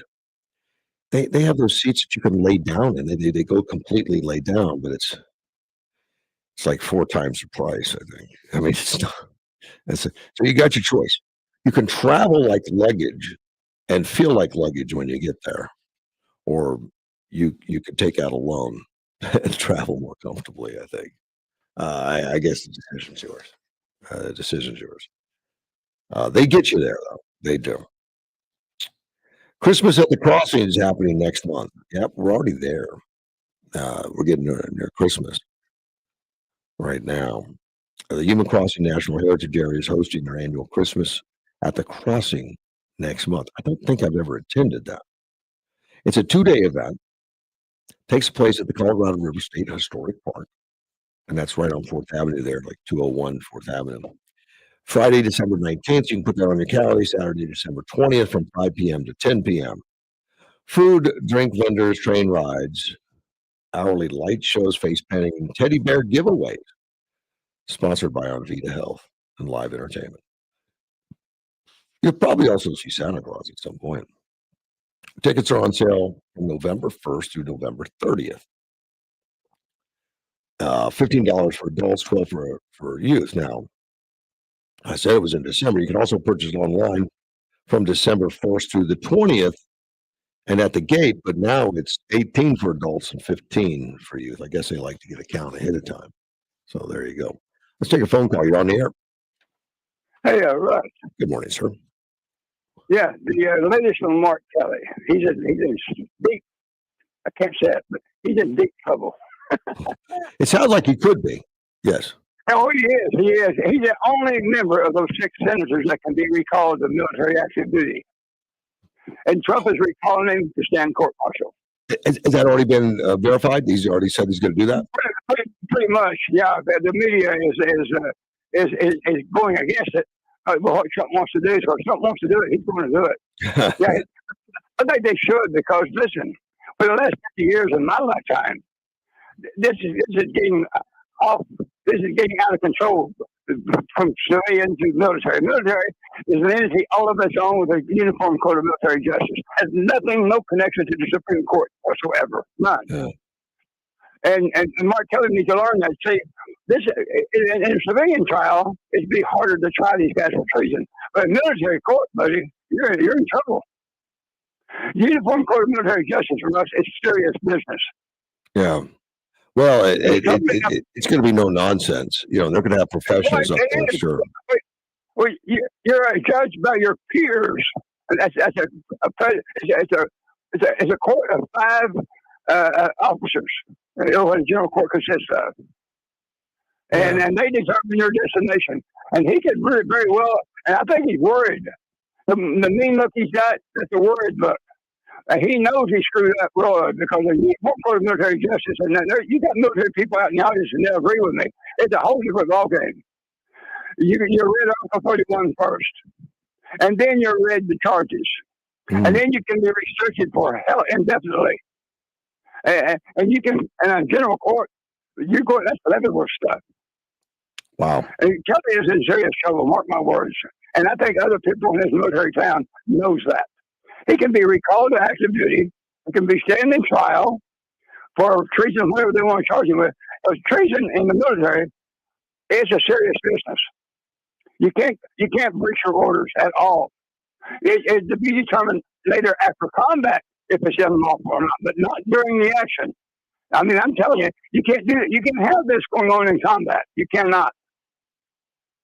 So Kelly, I'm going to arrest you right there. He's in serious freaking trouble. And if they don't hang him, we got something serious wrong with our military. But he's the only one that can be recalled back to active duty. And he's really worried. They tried to interview him, and he didn't want to talk about it. I guess he's got a lawyer and stuff, okay? Yeah. Yeah. Yeah. He's realized he's stepped in a big then, okay? Oh, yes, he did. Yes. Well, he let politics get ahead of his freaking stupid senses. Yeah. I think he thinks he's still not in outer space. I appreciate the call, sir. Yeah, I think I lost him. I lost him altogether. I don't know what the fallout's going to be on that. The Dems will be screaming. That's all political, which they're the ones they took this thing political. And Kelly can be recalled back to active military and tried for that kind of stuff. And who knows? That'd be up to the trial. It'd be up to them on whether that's something he could be punished for or not. We'll see what happens. I would like to see it tried anyway. It'd be nice to have it tried. I mean, justice needs to be equal anymore. It can't be just your Republicans that pay a price, or really even drummed up charges. But it seems to be the Democrats elude all kinds of prosecutions. Let me take a break and we'll be right back. Allo Fiber's got the real deal. Check this out right now. Switch, stack, and save, combining Allo Internet, DirecTV, and mobile, and lock in your price for 2 years. 2 years of premium service and no surprises. Check it out at allofiber.com/stack. Just how good is Pure Talk's current deal for unlimited wireless? Well, you might say it's the deal of your lifetime. Because right now, for just $29.95 a month, Pure Talk is offering unlimited talk, text, and data for life. Not your phone's life, your life. This is Pure Talk's top tier plan. It comes with a crazy fast 5G network along with a 30 gig hotspot. And at just $29.95 a month, there has never been a better opportunity to lock in a ridiculously low rate for as long as you live and save thousands and thousands of dollars along the way. This plan is normally $65 a month, but if you switch today, you will save over 50% every single month for the rest of your life. See what I mean? It really is the deal of your lifetime. Dial pound 250, say Mike Rowe. Offer ends 12/7. Some restrictions apply. Details at puretalk.com.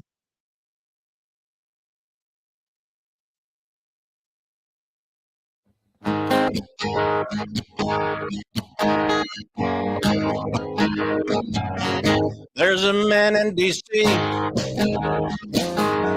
He stands 6'3". He's fighting for you. He's fighting for me. He'll drain that old swamp. AM 560 KBLU, Russ Clark with you. Phone lines are open 928-344-5258. My fact checker sent me an alternative to flying commercial airlines. And it's not driving a car. It's contacting NetJets. It's private. And where you get your own private jet. And it's got to be pretty close to the same price.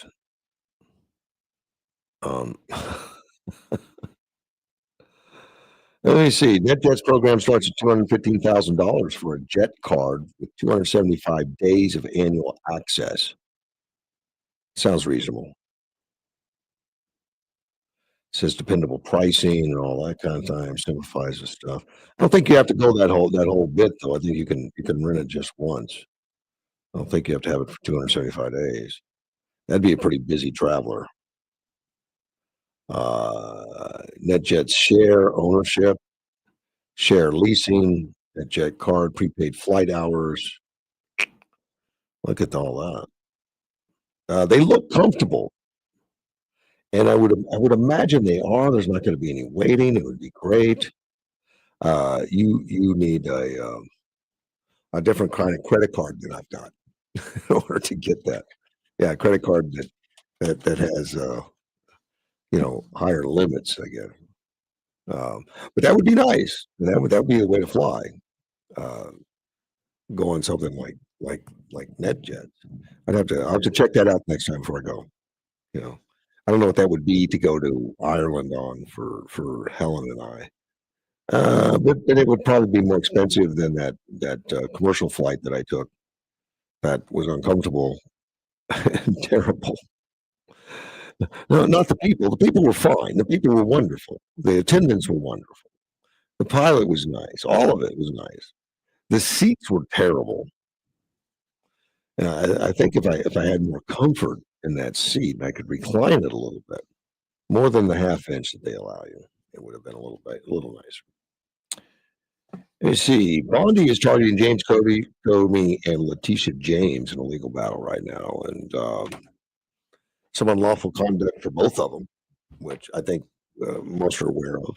Russiagate and some of the hiding, some of the stuff like that. And Letitia James with her own unlawful conduct of the way she was handling her own real estate when she was prosecuting Trump for the same thing, and so it's kind of, which he didn't really do. Letitia is a little bit more easy to identify. You don't even have to make up laws for it. Well, Pam Bondi demanded legal action on Monday against the former FBI director, James Comey, Attorney General Letitia James. She was speaking at an event in Memphis, highlighting the work of the City Safe Task Force.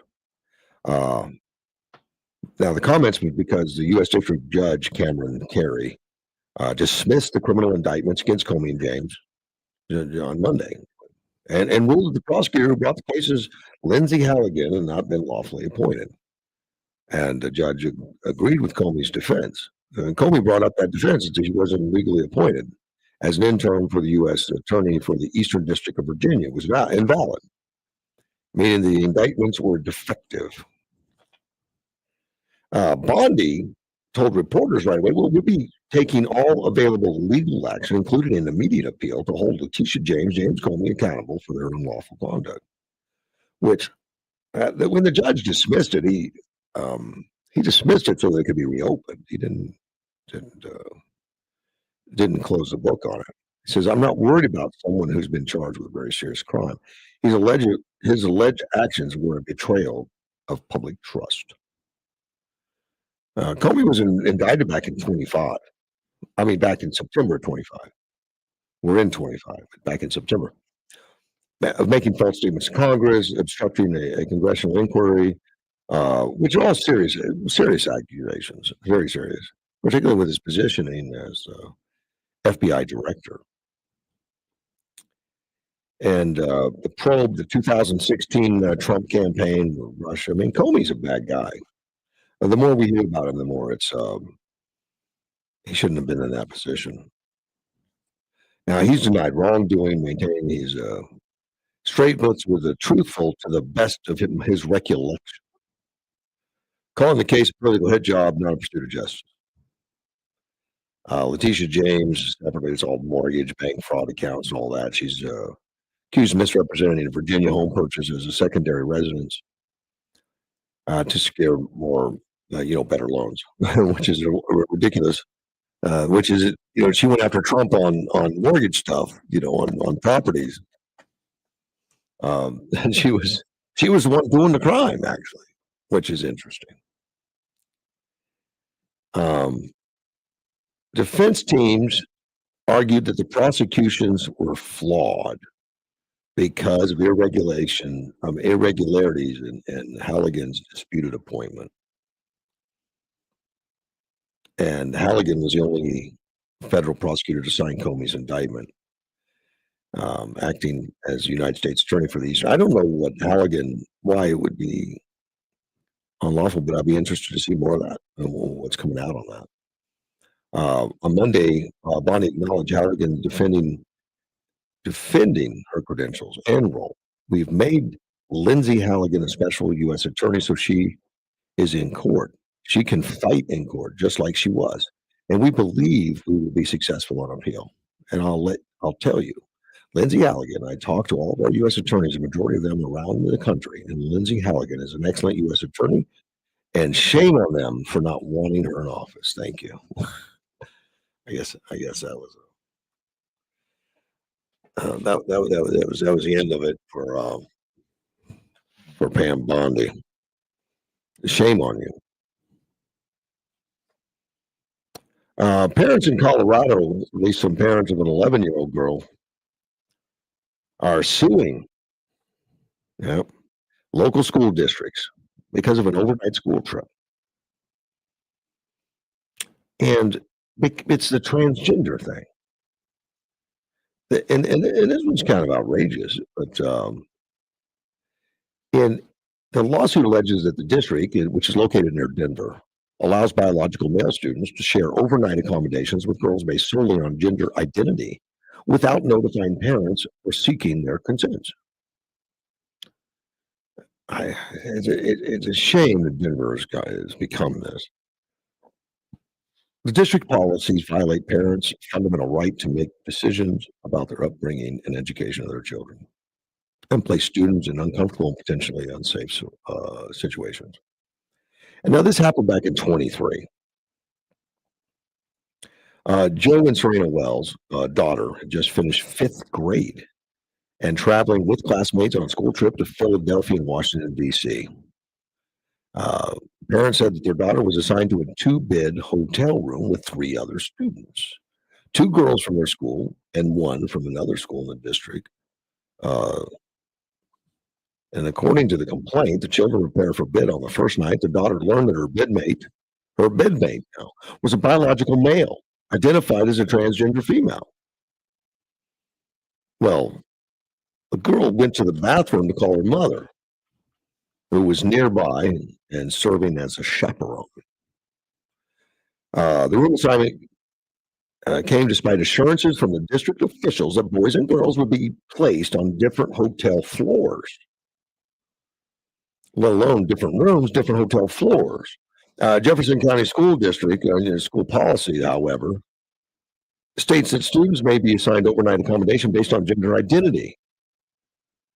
The lawsuit, which I hope they win, also claims the district does not allow families to opt out or request that their children room only with students of the same biological sex. I guess you're a racist if you do that, or a homophobe or something. The district's policy of rooming students by gender identity rather than sex without prior notice or a sex-separated alternative violates family-free exercise, bodily privacy, and parental rights. So the county schools take the opportunity to assure parents that the boys are on one floor, the girls on another, and we're protecting your children. But didn't mention that if a boy identifies as a girl, all bets are off. Not only on the same floor, they'll be in the same bed as your child. Outrageous. Outrageous. And another example, a family of an 11-year-old boy attending a school run camp said they were told his counselors would be male, but later found out the counselor was a biological female, identified as a non-binary, and had been assigned to supervise the boys in their cabin and during showers. Parents, not government bureaucracies, have the right and responsibility to direct the upbringing and education of their children. That includes making informed decisions to protect their children's privacy. And that's the senior counselor, Kate Anderson, for ADF Center for Parental Rights. This fundamental right is essentially vital for all parents who wish to raise their children according to their religious values and protect their child's bodily privacy. Jefferson County Public Schools claims to freely grant accommodations to all. Yet they will not offer equal accommodations to religious students to access educational opportunities without sacrificing their private bodily privacy. Kind of outrageous, and that's going on now. Now that's we're not behind it, and I know Donald Trump is a president, and he has done a lot to clean up some of the nonsense, particularly in the military and all of it. But keep in mind, the Democrats that are supporting all these issues and supporting the identity thing where you can identify as whatever you want are laying in wait. Just like Diago said, Trump's only going to be around a couple more years, and then the protection's gone. And Geiger said that in reference to Mark Kelly problems with the military. He's threatening the military that we're going to be back in power soon, and you're going to have a problem because you're not going to have any protection. It's a threat. Well, the same thing goes for this school stuff with all these biological confusion and boys in the girls' room, girls in the boys' room, in such a way that don't count on it that it's over. It's not. I'm sure in the minds of many, it's just pause. We'll get back to the chaos as soon as Trump is out of office. I think that is the legitimate hope of many of these that are pushing for this biological identity crisis. I'm going to take a break. We'll be right back. AM 560. Sunny at 73 today, clear and 53 tonight, 76 and sunny tomorrow, 54 tomorrow night, Thanksgiving Day. Cloudy early, sunshine later in the day, 74 the high, Thanksgiving Day. What's up, Yuma, and hello, Russ Clark Show listeners. Johnny Porter here, and I just made the switch to Allo Fiber, and it's a game changer. Lightning fast speeds for streaming, working from home, and gaming. No buffering or slowed down speeds. It's time to ditch the glitch and switch to Allo Fiber. Since 1905, the Yuma County Chamber of Commerce has been the voice for business in Greater Yuma. Want to stay informed about Yuma's business community? The Chamber connects you with local leaders, business and marketing opportunities, and advocacy that ensures Yuma stays a great place for your business to grow and thrive. Serving all of Yuma and Yuma County, including the Kokopah and Kushan nations, the Chamber strengthens partnerships that move our region forward. Be part of Yuma's business network. Call Valeria or Ashley today at 928-782-2567. It's pajama time, Yuma. Join Eldorado Broadcasters and Avenir Financial for DJs for PJs, collecting new unused warm pajamas for families in need. Now through December 14th, drop off donations at our radio station at 755 West 28, Avenir Financial at 1780 South First Avenue, and on North Frontage Road in the foothills, or any local Little Caesars Pizza. Let's keep Yuma warm this holiday season.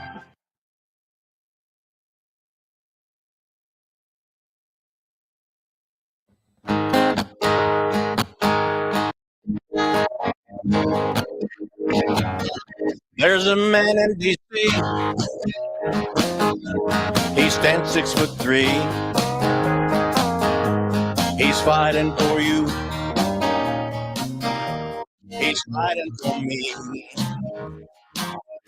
He'll bring that swamp, just like he said. He'll make America great again. So get on your train. AM 560 KBL. Russ back with you. Line for 928 344 5258. Chris Mays. I'm going to talk about Chris Mays, Attorney General here in the state of Arizona. She was in the paper. I think this was on Monday. I didn't get a chance to get to it, but you probably heard about the prosecution of the fake electors. I think back in was that 2020 election, when Trump was running for re-election and lost. Well, there was a fight and feeling that many of the states had some problems with the election, some problems with the electors, and the county in Arizona was one of them. Arizona was thought to have been manipulated in some way, and that the outcome that was official at the time was not correct, and it needed to be audited, and it needed to be double checked. And of course, Trump pushed for that. And that's caused a lot of things throughout the country, where the J6 thing happened, and I think that was a whole setup in itself, and we're finding out more about that. But at the same time, because we knew there were court battles going on, and there was questions about legitimacy of the election in the state of Arizona, and there was a group of electors that were sworn in as a backup in case the lawsuits went through, that they could proceed. It's not the first time that's been done. It's been done before. Well, Attorney General Chris Mays, when she won the election by 300 votes, which is also questionable, well, she prosecuted these guys and gals, and she prosecuted them that you were trying to overthrow an election, you were fake electors, those kind of things, fake electors, and she had criminal charges against them. And because they claim to be the state's legally elected electors, despite the fact that they did not reflect the actual results in 2020. Well, and of course, everybody knew that yes, they said they were the officials. Not that they lined up to vote, but they were in the wings, ready to take over if the lawsuits prevailed. Chris May said Friday that she will seek Supreme Court review of the ruling. Well, Supreme Court threw it all out, the prosecution. Well, that's not going to deter Chris Mays. Chris May is going to push forward on this. She said Friday she's going to seek Supreme Court review of the ruling, which squashed the original indictment.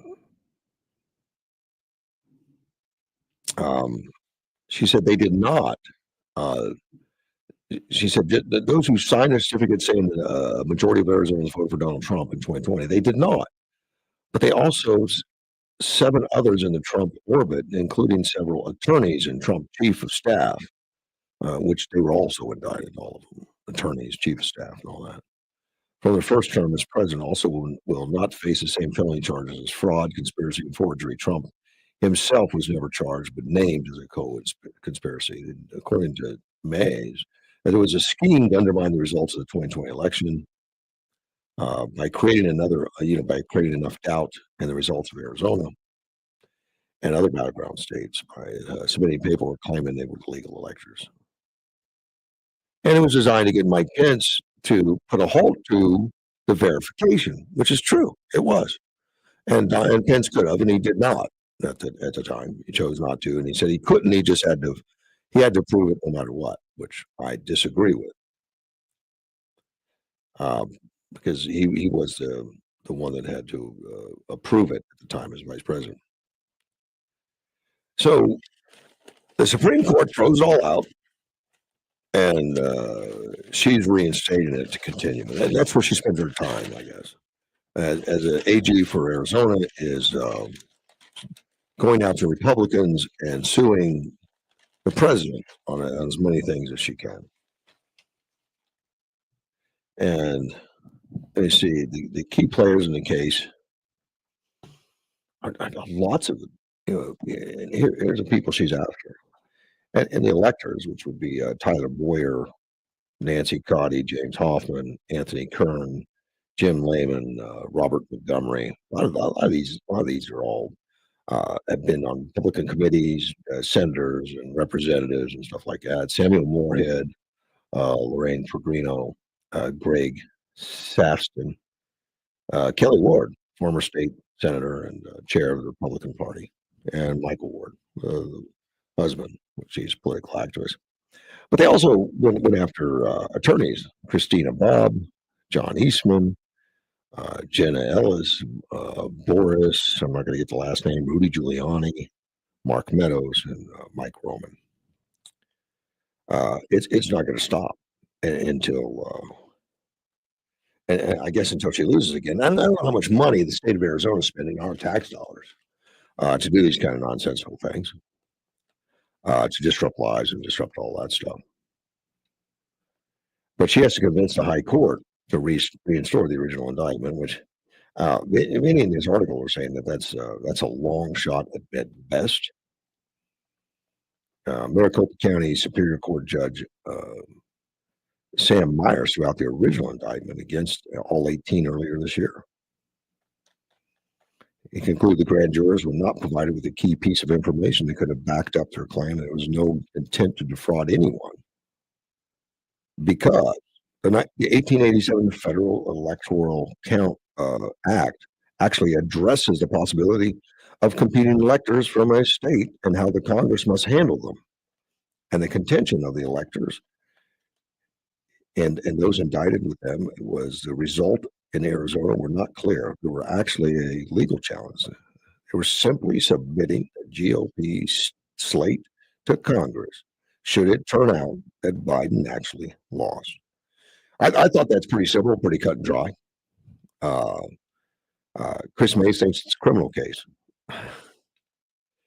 And she's got the power, I guess, at this point, because she's in the position to to spend the tax dollars on that. On that.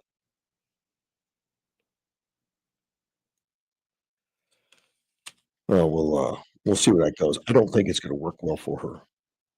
I don't think so. Well, we will see. The today, November 25th, Tuesday, Somerton lighting of Centennial Park from 5 o'clock to 8 p.m. at Centennial Park, located at Somerton Avenue and George Street. Yep, it's going to embrace the holiday season, and we're going to have our own lighting coming up. See, that's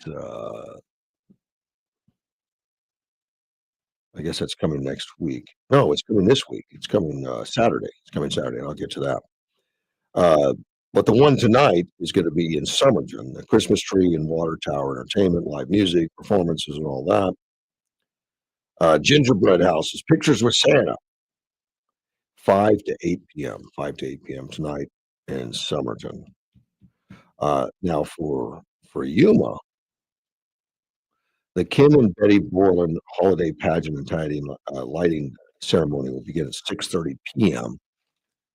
at Desert Sun Stadium, and that is going to be Saturday, not today, but it's on Saturday. Desert Sun Stadium, and the holiday pageant tower lighting ushers in the holiday season with a program of family and fun events featuring dance performances, special guests, holiday cheer, Christmas carols, the annual Friendship Tower lighting, and a visit from Santa. The tower will be lighted each evening, beginning with the pageant and ending on the first week of January. Admission is the donation of a non-perishable food item to benefit the food bank. And of course, when we talk about fun events, dance performances, it's like many dance performances, many dance clubs involved, and you're going to have 30, 40, 50 kids on stage at a time on some of these performances. They really go all out. It's a wonderful event to go to. There's hot chocolate generally available. Caballeros Day, you will put that on, and it's kind of the kickoff of the season for us. And when they light the big water tower there at the Desert Sun Stadium, it's an excellent event. You need to attend that, and basically it's free. Just bring a canned good, help out the food bank a little bit. That's all they ask is to do that. Other events, since I'm covered, and we'll get this one in from Martinez Lake. They have a parade of lights in chili cook-off. Now it's going to be check-in is 4:30 p.m. Parade starts at 6 p.m. and it's going to be the same night as the Desert Sun Stadium, but depending on where you live and what you want to attend, it's decorated golf carts, razors and jeeps, boats and floats. Santa and Mrs. Claus will lead the parade, followed by chili cook-off, donate unwrapped toys for tots, award auction. Chili follows the parade. Chili cook-off benefits Amberley's Place, which they're big on Amberley's Place. They do a lot out there. Quilt auction begins, toys for tots and all that kind of stuff. And then on Sunday, Yuma Rotary Christmas in the Park workshop. And that's at 10 in the morning on Sunday morning, Windsor Rotary Park. We need your help to make the park sparkle. We'll be lighting up 33 trees and 2 armadas. Bring friends and family, the more the merrier. If you have a ladder, bring it. And that's the Rotary Park, Windsor Rotary Park. I'm not sure exactly where that is. Good for them. We'll be right back. AM 560 KBOU. Allo Fiber's got the real deal. Check this out right now. Switch, stack, and save, combining Allo Internet, DirecTV, and mobile, and lock in your price for 2 years. 2 years of premium service with no surprises. Check it out at allofiber.com/stack. To be a part of Russ's show, call 928-344-5258. That's 928-344-5258. Just how good is Pure Talk's current deal for unlimited wireless? Well, you might say it's the deal of your lifetime, because right now, for just $29.95 a month, Pure Talk is offering unlimited talk, text, and data for life. Not your phone's life, your life. This is Pure Talk's top-tier plan. It comes with a crazy fast 5G network along with a 30-gig hotspot. And at just $29.95 a month, there has never been a better opportunity to lock in a ridiculously low rate for as long as you live and save thousands and thousands of dollars along the way. This plan is normally $65 a month, but if you switch today, you will save over 50% every single month for the rest of your life. See what I mean? It really is the deal of your lifetime. Dial pound 250, say Mike Rowe. Offer ends 12/7. Some restrictions apply. Details at puretalk.com.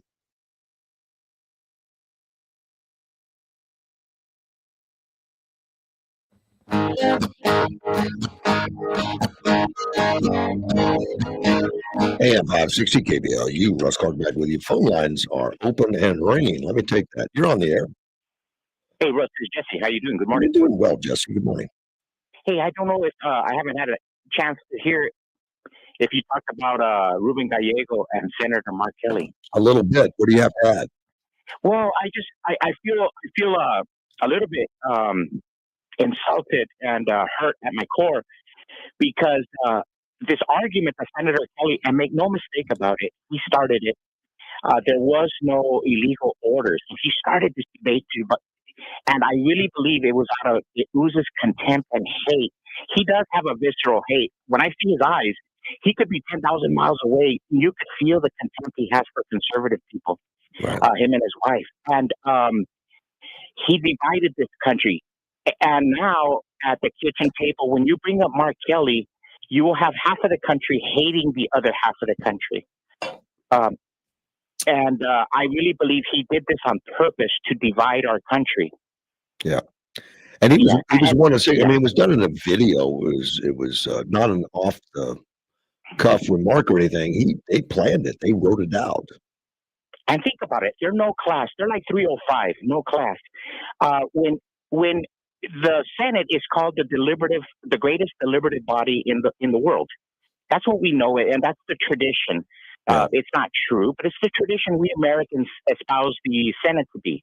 Right. And to be launching those F-bombs and to be launching theories of sedition, it's a low class. Even if, let's say, it's not illegal, why do you divide the American people? I mean, there's a great tradition of uniting the people, like Lincoln. After the Civil War, he said there will be no hangings. Or look at all the Democrat presidents who did illegal things. Did we say, let's not listen to Kennedy over the Bay of Pigs invasion? Let's not listen to Biden over Obama over Libya?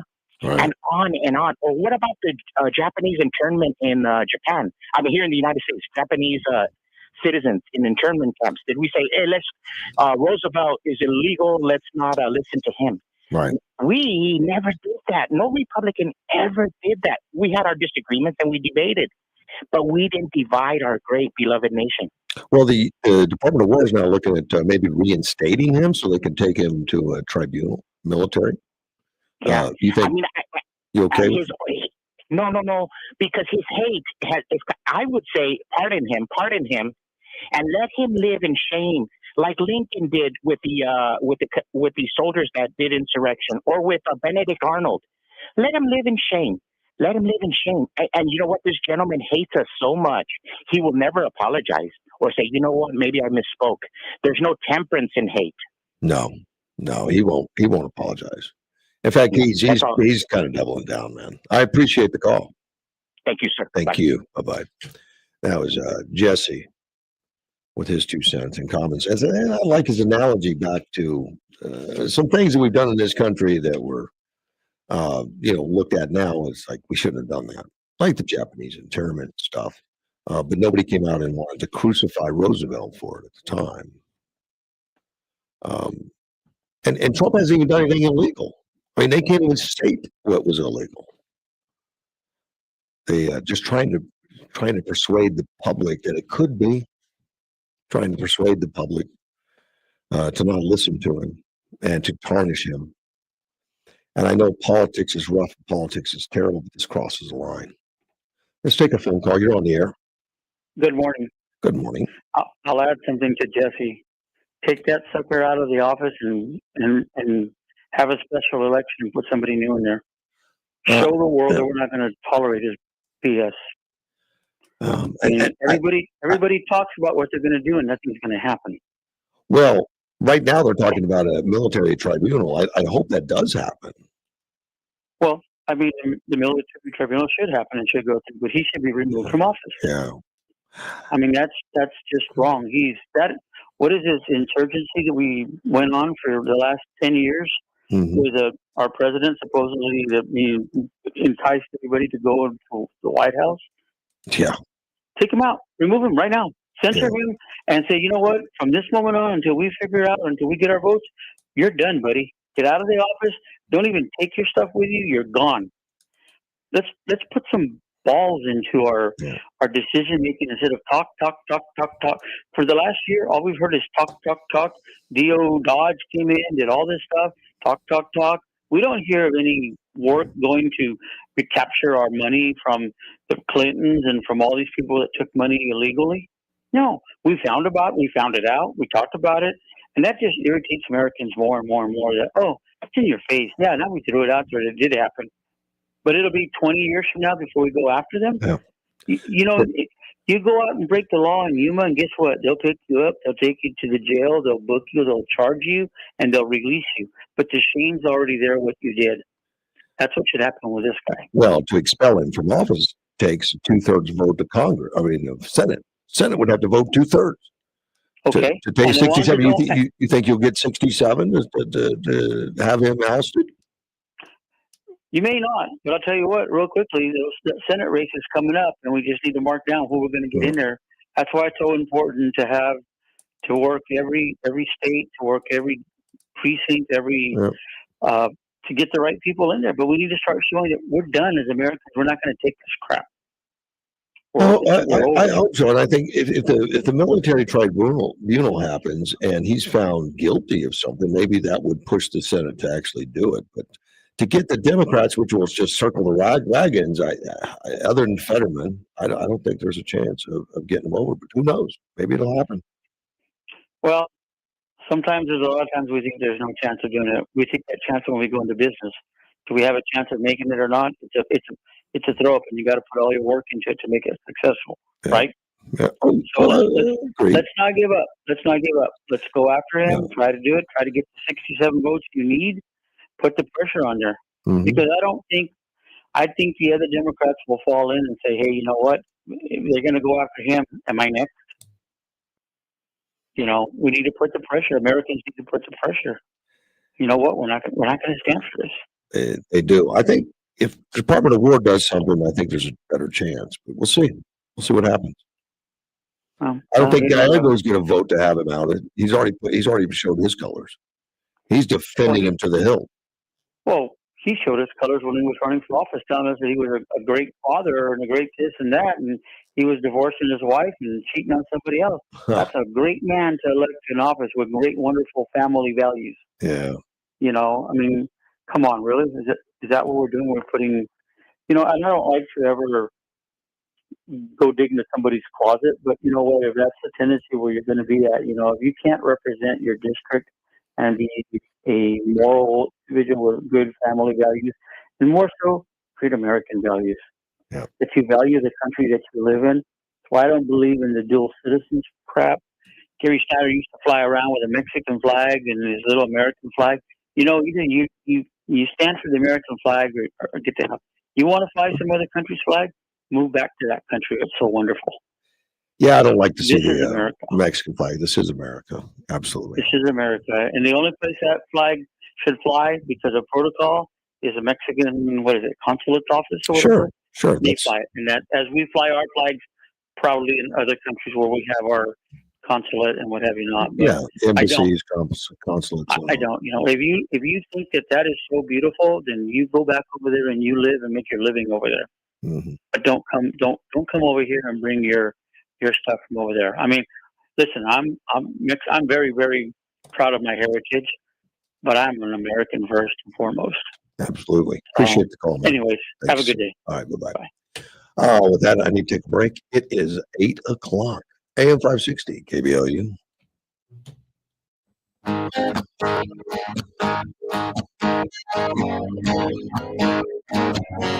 There's a man in D.C. He stands 6'3". He's fighting for you.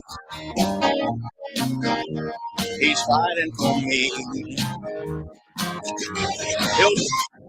This is News Talk 560. KBLU, Yuma.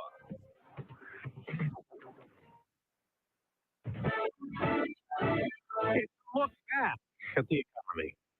I'm Dave Anthony, Fox News. The update we got this morning on September delayed by the government shutdown, and we found out retail sales were less than expected, increasing just 0.2% from August versus 0.4% expectation. The September retail sales report suggesting consumers closed out the summer months on a weaker footing. They reined in spending in a number of key categories, including vehicles, electronics, clothing, sporting goods, and at online retailers. Fox's Lillian Wu. The other report this morning shows a slight increase in the annual rate of wholesale inflation in September, up 10th to 2.7%. And speaking of inflation, People will be thinking about their pocketbooks as they do their Thanksgiving shopping this week. The Trump administration is making the case that prices are down, and in several cases, they are. Data from Wells Fargo shows costs for items like turkey, stuffing, cranberries, frozen vegetables, and dinner rolls are lower. But consumer sentiment is still pretty gloomy. Fox News polls show a majority of Americans aren't happy with the way the economy is going. Fox's Madeline Rivera. A lot of Americans are traveling this morning ahead of Thanksgiving in what AAA predicts will be record holiday travel. The FAA predicts this will be the busiest day at airports. There are about 1,200 flight delays, 51 cancellations so far today. 4 more arrests in Paris, more than a month after the Louvre heist. About $100 million worth of French crown jewels were taken from the Louvre Museum in broad daylight. Only one item was retrieved when it was dropped along the escape route. The new male suspects are aged 38 to 39, the women 31 and 40. They join 4 other people who have already been charged. Fox's Jonathan Savage. Hamas has handed over another body to Israel, which will work to identify if it's one of the 3 dead hostages the Israelis have been waiting for. Hamas already turned over 2,500 as part of the ceasefire agreement that ended the war in Gaza. Americans listening to Fox News. Hey, I'm Mike Slater. My dad passed away at the age of 63 out of nowhere. Had a stroke. Super hard, obviously, for the whole family, but my dad had life insurance. This is why I have life insurance for my family, for my wife, and 4 kids. And the best way to get life insurance is ethos.com because you can do it in 10 minutes. And there's no medical exam and no blood test, just a few health questions. Get life insurance in 10 minutes so your family is protected. Ethos, E-T-H-O-S, ethos.com/Mike. Julia owed the IRS thousands. I was paralyzed with fear. Then I heard a commercial for Optima Tax Relief. Optima Tax Relief is the leading tax resolution firm, A+ rated by the Better Business Bureau and experts in the Fresh Start Initiative. Optima Tax Relief settled my IRS tax bill. Call Optima now for a free consultation. It was amazing. Call 800-926-0155. 800-926-0155. Optima Tax Relief.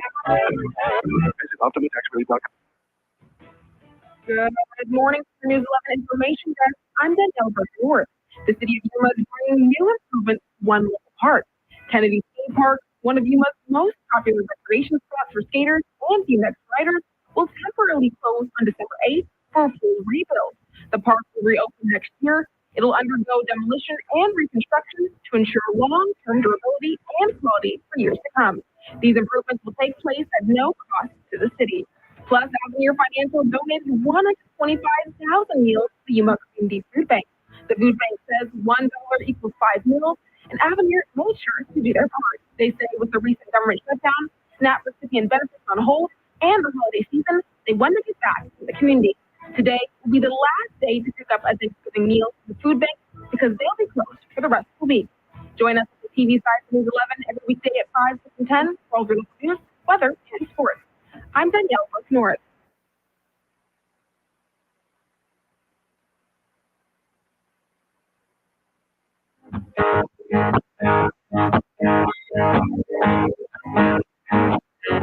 There's a man in D.C. He's 6'3". He's fighting for you. He's fighting for me. Hey, I'm 560 KBLU. Russ Clark with you. It's 8:05 in the morning. You're already late for work. My friend Edward sent me something interesting on the private jets. He says, if you don't like flying commercial, just get fly private jets. And he sent me some another organization that has the hours. I mean, what it costs for an hour, and it's called Prive, Prive. It's a private jet charter pricing transparency, and for a light jet, smaller jet, 6 to 8 passengers is what you can put on there. But let's say you got 6 of them, and you're going to fly to Charlotte, North Carolina. That takes about 6 hours. It'd be $3,000 an hour. Not cheap, but it's less than $2,000. I mean, no, it's less. No, it's I mean, yeah, you start dividing it up to let me see, you start dividing it by 6 people, it might become times 3 is 18,000. That's going to be pricey. $18,000 to get to Charlotte. Let's say, but if you get 6 people involved, it's going to be $3,000 a person. That's still pricey, but to put up with uncomfortable seats, that'd probably be as cheap as first class on a lot of that stuff if you could fill up a small jet. But still a little pricey. Maybe not for business people. Business people could do it. Still a bit. Still, it's almost within range. It's getting there. Depending on how many people you can put on that plane. If you have people that are traveling with you, if you had a small family or something, but ouch, $18,000. Oh well, get to Charlotte. Well, you might as well spend your kid's inheritance. Go ahead. Doesn't matter. Go ahead and splurge a little bit. Australian senator is making some protests. Some Australian senator, and I kind of like it. I like what she's doing. She's in Parliament, and according to this article, she sent the entire Parliament into turmoil on Monday. She's a right-wing populist, is the way she's being described. Senator Pauline Hanson. She entered the chamber wearing a burqa. She's not Muslim, but she was able to trigger outrage from Muslim lawmakers. There's 2 of them in the 2 senators, 2 Muslim senators there that were outraged, and here's the reason she did it.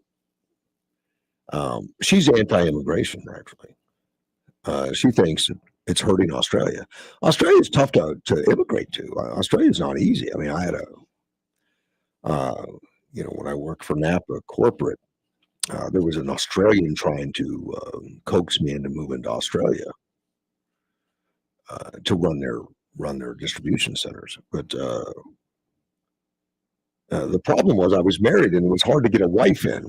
I mean, it wasn't easy. It was not hard. It was hard. He could have got me in as a need, but he couldn't have got the wife. He couldn't have got my wife in.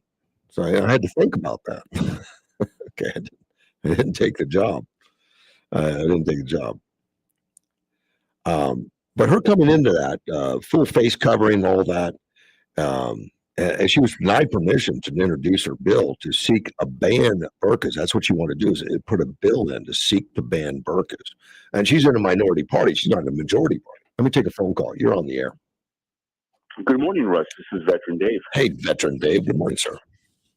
Morning, sir. I just wanted to call, let people know that at our VFW this Thanksgiving, as we have for these years, we make sure that our veterans do not eat alone and their spouses. So we serve our Thanksgiving meals at our VFW 8242 on Highway 95 by the Big Green Tank. So anyone out there, especially our veterans and our veteran spouses, we also invite the veteran spouses. As you know, there's a lot of senior citizens that do not go with our families. Myself, I have my daughters in Brooklyn, my son's in Minnesota, and they're not coming down, and we're not going over there. So we spend our VFW, my wife and I, with our veterans at the VFW every year, and we serve meals, and we sit down, and it's really nice to sit down with the veteran that doesn't have anybody, family, whatnot, especially our spouses, if their husbands or significant others served, wives served, and we don't want no veteran to have a meal, Thanksgiving meal, by themselves. So we will be open for Thanksgiving. We'll be serving at noon, and like I said, it's open and welcome to come and have a meal with us. Also, wanted to let you know that we are going to also serve meals to our wonderful National Guard. We had a request from YPG. Anyway, we found out that we need to feed the National Guard troops that are along our border here in Yuma. Wow. And we're going to provide meals. We're going to provide to-go meals to make sure that they have a hot Thanksgiving meal while we're enjoying our freedom. They're out there working. Our first responders, too, Sheriff's Department. Yeah, they work, man. You know, they work any land of, we have so many agencies here, wonderful agencies that are 24/7, our Border Patrol, our Customs. If you're on patrol, especially our Sheriff's Department, because we are in the Sheriff's jurisdiction, or if YPD wants a meal, know that we're open. Come on by. I've worked, as you know, as law enforcement. I remember working all the holidays, and we always had, back in where I worked as a police officer, we always had the Salvation Army provide meals for us to eat. And many times, no sooner than I'd open that meal to sit down with my partner, and we get an emergency call, and we weren't able to eat. But, we will have those meals there at the VFW on Thanksgiving. I finally made a visit there. I was hoping to run into you, but you had just taken off to hit the airport. You had a scheduled flight. Very surprisingly, overwhelmingly welcoming and nice. I mean, what a great group. Just to go in and invited me to stay, have a bit to eat, and folded the flag for my wife from her late husband, and just couldn't be more accommodating. Very friendly atmosphere. Really good. We do. And remember, we have our dances now. We have our dances at 1 o'clock at our VFW. I call bingo on Tuesdays and Saturdays. We get a pretty good crowd for bingo. I'm the caller. And we have a little brunch. We have 2 sessions of our bingo, and we have intermission, and we have a wonderful brunch. So we welcome people to come, especially on Tuesdays and Saturdays. I'm the caller, and I'm telling you, people take bingo seriously. Yeah, don't mess up as a caller, man. Don't, man. No. I've inadvertently called the wrong number, and my God, you thought that I committed a mortal sin here. So yes, but like I said, we have activities. We have meat draws. We have all kinds of activities.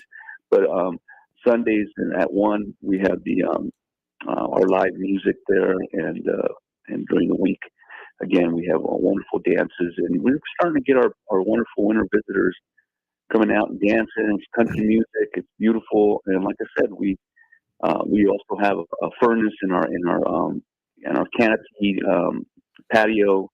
When it gets a little bit chilly, we turn it on. It gets a little toasty in there, and like I said, we're here to help our community, and we just do not want anybody to have a meal by themselves. I'll be there. I'd love to share a meal. I actually eat as much as I can, because that is my Thanksgiving meal. Mm-hmm. And I also like to thank the community. We had a lot of community members that donated turkeys, pies. We have a beautiful community here in Yuma, and they donated turkeys and pies and stuffing for our meals to help serve our people and help those National Guard troops that are going to need a meal for this day. Well, just want to let you know. I appreciate the call, Dave. Thanks so much. Thank you very much. Have a good one. Bye-bye. That was nice. So the VFW on Thanksgiving, they're doing all they can and reaching out even to the National Guard. Awesome. Would not have thought of that, but they take care of it. And I had an interesting trip out there, thinking I was going to go out and see Dave and all, but he wasn't available. But that's okay. We had lots of veterans to talk to, including one that was 85 years old. He was sitting by himself, and we had a wonderful talk to him about some of his exploits in Africa and stuff. He was a Navy vet, and what a wonderful guy that you really gave a picture of just daily life in the Navy during his time, anyway. Let me get back to the senator that wore the burqa. Both parties, when it says both parties, and they have more than one party, more than two, both parties condemned the stunt of the senator that wore the burqa. I guess it caused a lot of outrage. I don't know if it would here or not. I mean, if you wore a burqa, would everyone be outraged? Whatever. The foreign minister, Penny Wong, described Hanson's display as not worthy of a member of the Australian Senate and moved to suspend her after she refused to comply with instructions to remove the covering. Opposition Deputy Senate Leader Ann Roston also criticized the act. The two Muslims senators condemned. Green Party denounced. This is a racist senator displaying blatant racism. That came from an independent that similarly denounced the act as disgraceful and shameful.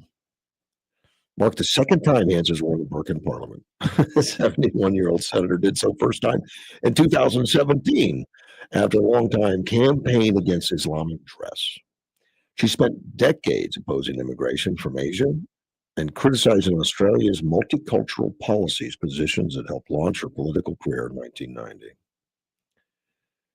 She said, and she released a statement on Facebook. Now they shut down the proceedings eventually because of it. It caused such a ruckus that they just shut it down. After all the shouting and everything, she put on Facebook and she wrote, "Today I wore a burqa to the Senate after One Nation's bill. One Nation is her party. One Nation's bill to ban the burqa and face covering in public was blocked from even being introduced. The usual hypocrites had an absolute freak out. The fact is, more than 20 countries around the world have banned the burqa because they recognize it as a tool that oppresses women, poses a national security risk, encourages radical Islam, and threatens social cohesion.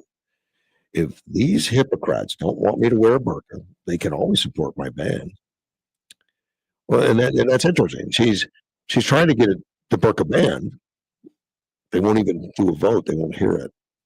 And she wears a burqa. They shut it down. They shut down the Senate. In her statement, and she goes on. She says, "Well, Parliament won't ban it. I will display this oppressive, radical, non-religious head garb that risk our national security and the ill treatment of women on the floor of the Parliament, so that every Australian knows what's at stake. If they don't want me to wear it, ban the burqa." Apparently, France bans it. Tunisia, Tajikistan, Turkmenistan, Portugal, they've banned it. Apparently, a total of 21 countries have banned it. She dropped out of the race in 2010 because she was going to move to the United Kingdom, saying it, but she changed her mind because it was overrun with immigrants and refugees. She returned to lead the One Nation party in 2014 and won election to the Senate in 2016. She was warning Australia was in danger of being swamped by Muslims. So she's wearing a burqa to protest. I think it's a great idea. Phone lines are open, 928-344-5258. Since Dave mentioned Thanksgiving, I know I missed opportunity to talk about the mission a little bit.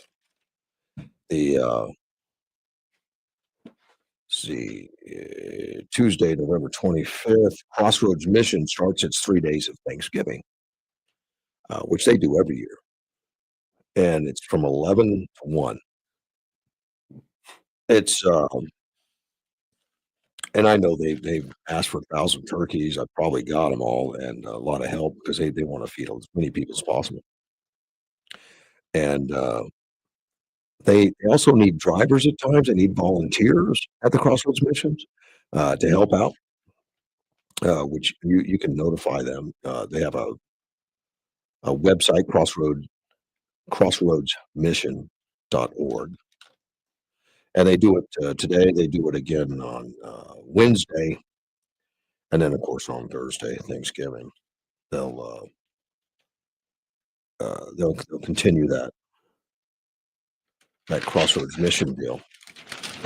So I know they'll be cooking a lot of turkeys and doing a lot of work at the Crossroads mission, and there'll be a lot of people doing that. Yeah, giving thanks, and it's always uplifting to go to the mission. At least it has been for me, and I've gone there many times, and actually done the show. I can't do it this Thanksgiving. I just don't have the personnel to get that done. But I've always enjoyed going out there and doing the Crossroads mission and doing it live because I interview so many wonderful people that have been down and out and have reached rock bottom, have very little hope, and then find that and find a turnaround, find a break from addiction or a break from whatever they're involved in.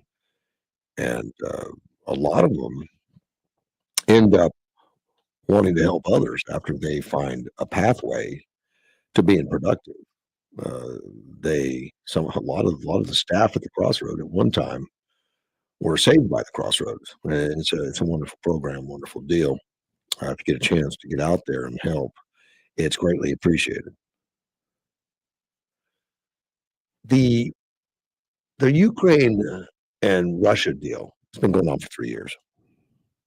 And I know I've talked about it off and on quite a bit. And this peace plan that's on the table right now, I mentioned a little bit yesterday, Rubio says they've made great progress in discussing. Now, they're discussing with Ukraine. They haven't even talked to Putin at this point. It's a 28-point plan that many have looked at and said it's unacceptable, but the United States looks at it and says, look, it's just a starting point, something to discuss. There's an article, I think they put out five things that's in the plan. That's a prospect. That's actually a big deal. A big deal. Things that have to happen if the plan's going to go forward. If the plan's going to move forward at all. Witkoff, Special Envoy Witkoff's been working with a proposal since the spring, alongside Russian financier Kirill Dmitriev, and the five strong points of the Witkoff plan. Prosperity for Ukraine, they put it number one. Prosperity. Now, Ukraine is actually the largest country in Europe, other than Russia. They're larger than Germany, larger than France, and Spain, and they have raw material and farmland galore, and they could be an absolute powerhouse, and they got the opportunity with the raw materials and everything else, and coastal line, all that to dwarf. They could dwarf Germany as a power if they were able to spool up, and they've got wonderful people in there. I mean, a lot of the population, although it's a third world country considered based on GDP and all that, so much of the population has graduated university. There's a work ethic there that's really, and that's what's getting them through the war, I guess. Is getting them through the war because they should have been crushed after 3 days. Here it is, 3 years, and they are punching back at Russia much harder than anybody would have thought. But the prosperity, and this author writes that the best part of this plan is the potential dawn of prosperity of Ukraine. With instant access to the European Union, Ukraine would share electricity from their nuclear power plant, Europe's largest, and it's under the IAE control. international control. Let me take a phone call and I'll finish that. You're on the air. Mr. Clark, how are you doing this fine day? Doing well, sir. Good morning, Edward. Good morning. I wanted to bring up the fact of item that everyone forgets when they discuss the Ukrainian war. What's that? In 1992, the United States, along with the NATO allies, guaranteed that if Ukraine surrendered their nuclear weapons, they would be a protectorate. They would guarantee the security of Ukraine. True. So did Russia, by the way. Russia also guaranteed. But it was Barack Obama who turned its back on Ukraine. The invasion we knew was going to take place weeks beforehand when they took Crimea. Right. And the Obama administration refused to step up and say, we will inject the Articles of Confederation that we agree with Ukraine. Right. Rather, they sat back and did nothing. So as everyone is now blaming Trump for trying to end a war that should never have started, they have to understand Ukraine cannot hang on forever. No. There's a limitation of population. Right. There must be an agreement, and they're going to have to lose land. There is no other way, or this will drag on until the Ukrainian population is utterly eradicated. That's a possibility. If Putin can hold on to power that long, I mean, right now, it's hurting Russia. They feel it. I don't know how long that can go on either. The feeling that Ukraine, as we say, that the Russians are feeling it, they're not feeling it as much as the Ukrainians are. No. And you now have China, who's supplying Russia with arms. You have North Korea and Cuba, who are supplying soldiers. So you're now talking about a technical, if you want to call it a global war, because they're pulling in troops from all around the planet. And the Ukrainians, of course, the United States said they wouldn't send people in. England wouldn't send people in. So we cannot keep asking for Ukrainians to die for properties it will never secure. This is up to the Ukrainians right now. The Ukrainians have to agree to this. Well, it's not up to the Ukrainian people. If you remember, Zelensky banned elections. Yeah. So I don't understand, as we have Democrats screaming at Trump, who was a dictator, why aren't we forcing the Ukrainians to have an election? The United States did it twice, during World Wars. And we got through it just fine. They did. But Barack Obama did help. He sent blankets, actually. And I often do find that blankets stop a lot of bullets. They don't. As long as they're in trucks. Yeah. So as people need to think, the problem with the American people is we have a 30-second remembrance of things. Mm-hmm. We don't look at data of where it came from. All the United States had to do to stop the war in Ukraine is to say, we are taking our Baltic ships and sailing them with the Bosphorus, and we're going to park them in Crimea as part of the agreement of security. The Russians would have never have came in to Crimea had there been one Coast Guard cutter sitting in the port. And that was an agreement made in order to take away the nuclear weapons of Ukraine. Ukraine had nuclear weapons after the Soviet bloc dissolved. That's correct. And Russia didn't want them to be armed like that. And correct. So Russia even agreed, we will never invade you if you give us the nuclear weapons. And at least for 20 years. And then we'll do it, I guess. Then once everyone forgets, once the American people forget that they agreed to maintain security, we're going to go in and get it. And then to hear it, we had Trump for 4 years, and after Trump, we had Biden come in again and say, they didn't pay me enough. But that's not true. I'm making that up. But in essence, we did nothing. And we watched the buildup on the border, where, again, the United States, all it would have to have done is put advisors on the border. Putin has said before he won't accept any peace deal that includes protection for Ukraine, like involving in NATO, European Union, or any agreement for foreign troops or armaments on the soil, which is ridiculous. That means he's just taking a step now, relax, and then invade him again later. That's correct. You're simply what Putin is doing, buying time to rebuild the military. Yeah. And the American people don't understand the conceptions. If they want to see an end to war, we must force the Ukrainians to give up some territory, or this will go on forever. There is no logical explanation for an area. Plus, the areas the Russians already control showed a voting bloc that they didn't want to be part of the Ukraine. Yeah.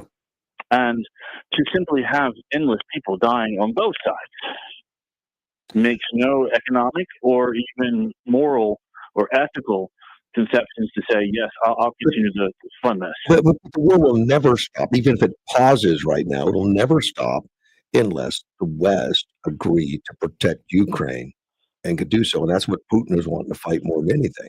The deal's no good if we protect Ukraine. Well, the deal So they're saying now. So the Russians in 1992 said we wouldn't invade. So all the United States has to do, along with the NATO allies, is to say we agree we'll not provide a security force. And then once the Russians have completely left the areas that they agreed to give back, and the Ukrainians have left the areas that they agreed to give, we put in advisors. We're not providing force, but then remind the Russians that there are Americans, English, and French, and Germans sitting there on the border advising about anything. And the tanks will not roll again because nobody wants to have the two big boys, confront each other. But we also do now know the only thing the Russians have militarily is, a scattered force, but it still has the nuclear weapons. Yes, that they threaten with quite regularly. I haven't heard it recently, but regularly they threaten those or remind us anyway. The great line from a comedy was from Spies Like Us, where they said a weapon when used becomes a useless weapon. And the greatest way to convince an aggressor to go to war is to constantly beg for peace. And if you think about it, this fits in all of your terms. If you're going up to a school bully and you say, "Hey, stop beating on my friend. Please, let's figure out a way to get together." What's the bully going to do? He's going to strike harder. Yeah. The only way to stop a bully from bullying is to take him on directly. Right. Now, it's easy for me to say all the way over here, thousands of miles away from Ukraine, where I don't have to worry about being shot. I have to go to El Salvador to do that. Yeah. And so at what point do we continue to fight for something that will never end unless we agree that things have to change the terminologies of what's going to be left for the nation? If we get Ukraine to agree to it, then we have everything to gain. But what is the point of us continuing to funding a fight that's killing endless people with no concept? Putin has no reason to stop fighting unless he gets the land he wants. But people believe there's no way out. Right now, Ukraine figures if we don't fight, we'll lose our culture, we'll lose our country. Many of us will lose our lives because if Putin invades and takes over completely, there's some people that just won't live through that process. And then Poland's next, and the Baltic states are next. But there's a problem there. Putin is not going to attack in NATO. Attack against one is attack against all. Now, unfortunately, it depends upon who sits in power at the time. Yeah. After Trump leaves office in 2029, and whoever the Democrat who takes his place, Putin might say, they didn't do anything with the Ukrainian agreement, so maybe they will let us have Poland, or maybe they will let us have Estonia, and then Lithuania and Latvia. So it's the conception that fight for what? What are you fighting for? Now, you can have a demise of the conflict for a short period of time, allow both sides to exchange people who want to leave Russian-controlled areas and go, those Russians in Ukraine to go to those newly advised Russian areas, and then boom, set up new borders. But this time, you come back and say, well, in this treaty, said for the end of the war, there will be no protective guarantees. But that's fine. Because in 1992, any president can put a protective guarantee because it already signed an agreement. Right. So this treaty that would have to would literally have to overrule the agreement from 1992, which most treaties do not do. We simply sign a new treaty. And you can say, yes, in 2026, the United States and its allies will not provide any protective measures under the guidelines within this treaty. And then we roll in offensive material and say, well, we're not doing it under the 2026 treaty. We're doing it under the 1992 treaty, of which you agreed to. Yeah, they'll all protest, but okay. But they're protesting what? They've already agreed to it. Yeah. This is the locking I don't see in the politicians, where they don't look in this in terms of business. I talked to you yesterday about evaluating a small attorney, junior associate, because he didn't see the long term. He didn't see agreements we made 25 years ago, which I invoked. And they're like, well, wait, we took care of that. I said, no, we're not. Look at the contract. The contract states that we're talking about issues that took place between this period and this period, but we agreed to that back in 1992. Right. And that superseded this. The contract does not supersede it. It never stated it superseded it. We simply just agreed to terms in a different way, but we never ended the original agreement.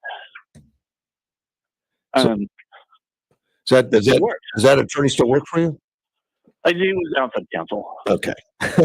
he was very helpful to make the other side see that I wasn't playing when I was going to attack my own guy. These are the terms. That's what I just want people to think about when we walk in these roads. Yeah. Well, I hope it ends. I think it would be great to end. I feel sad for Ukraine losing territory and all that. It'd be like if they invaded Georgia and took over Georgia, and rather than fight them, we just say, take Georgia. We don't care. What part of Georgia? They can have Atlanta. Georgia.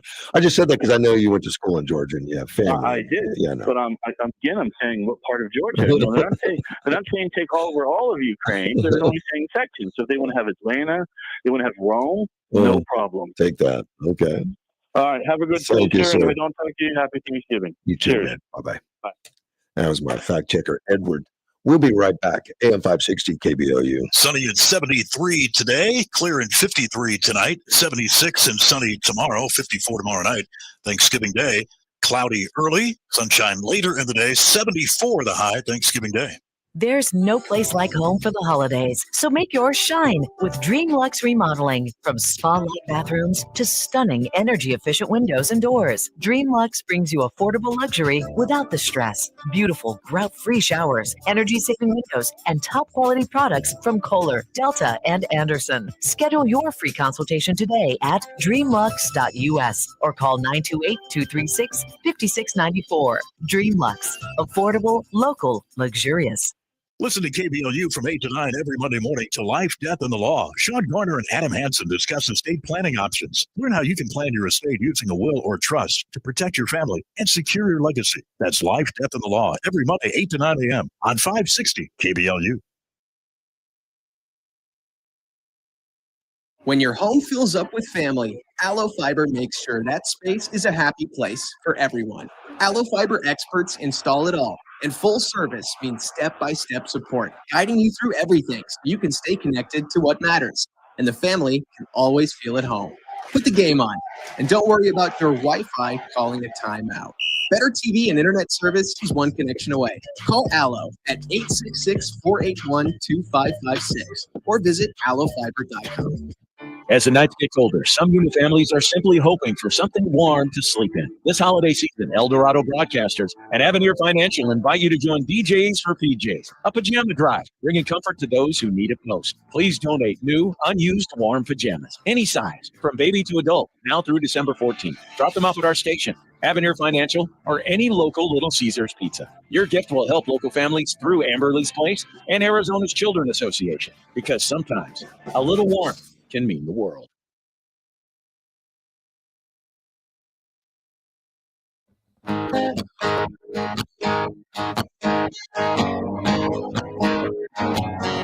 There's a man in D.C.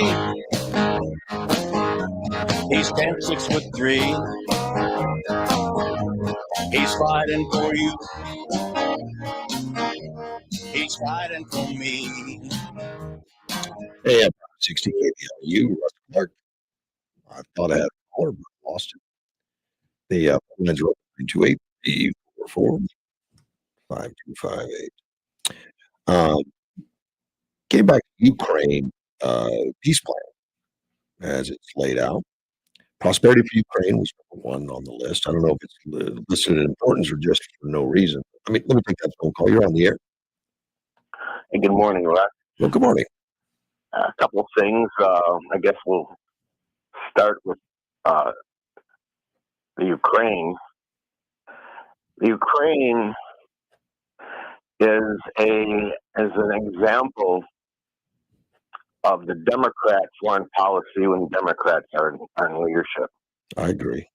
You know, it's again, to your audience, what has the Democrat Party ever done to advance anything good in America? The Ukraine was a money laundering entity for the Democrat Party, U.S. aid, Barack Obama, Hillary Clinton, and it's starting to come out now. Right. Okay? That people need to remember that. And that jackass that is their leader certainly is no Reagan. I mean, you know, I'm comparing him to the fact that the Democrats attacked Reagan by just being a, you know, that movie about Movie the star. monkey. Yeah. Something. Yeah.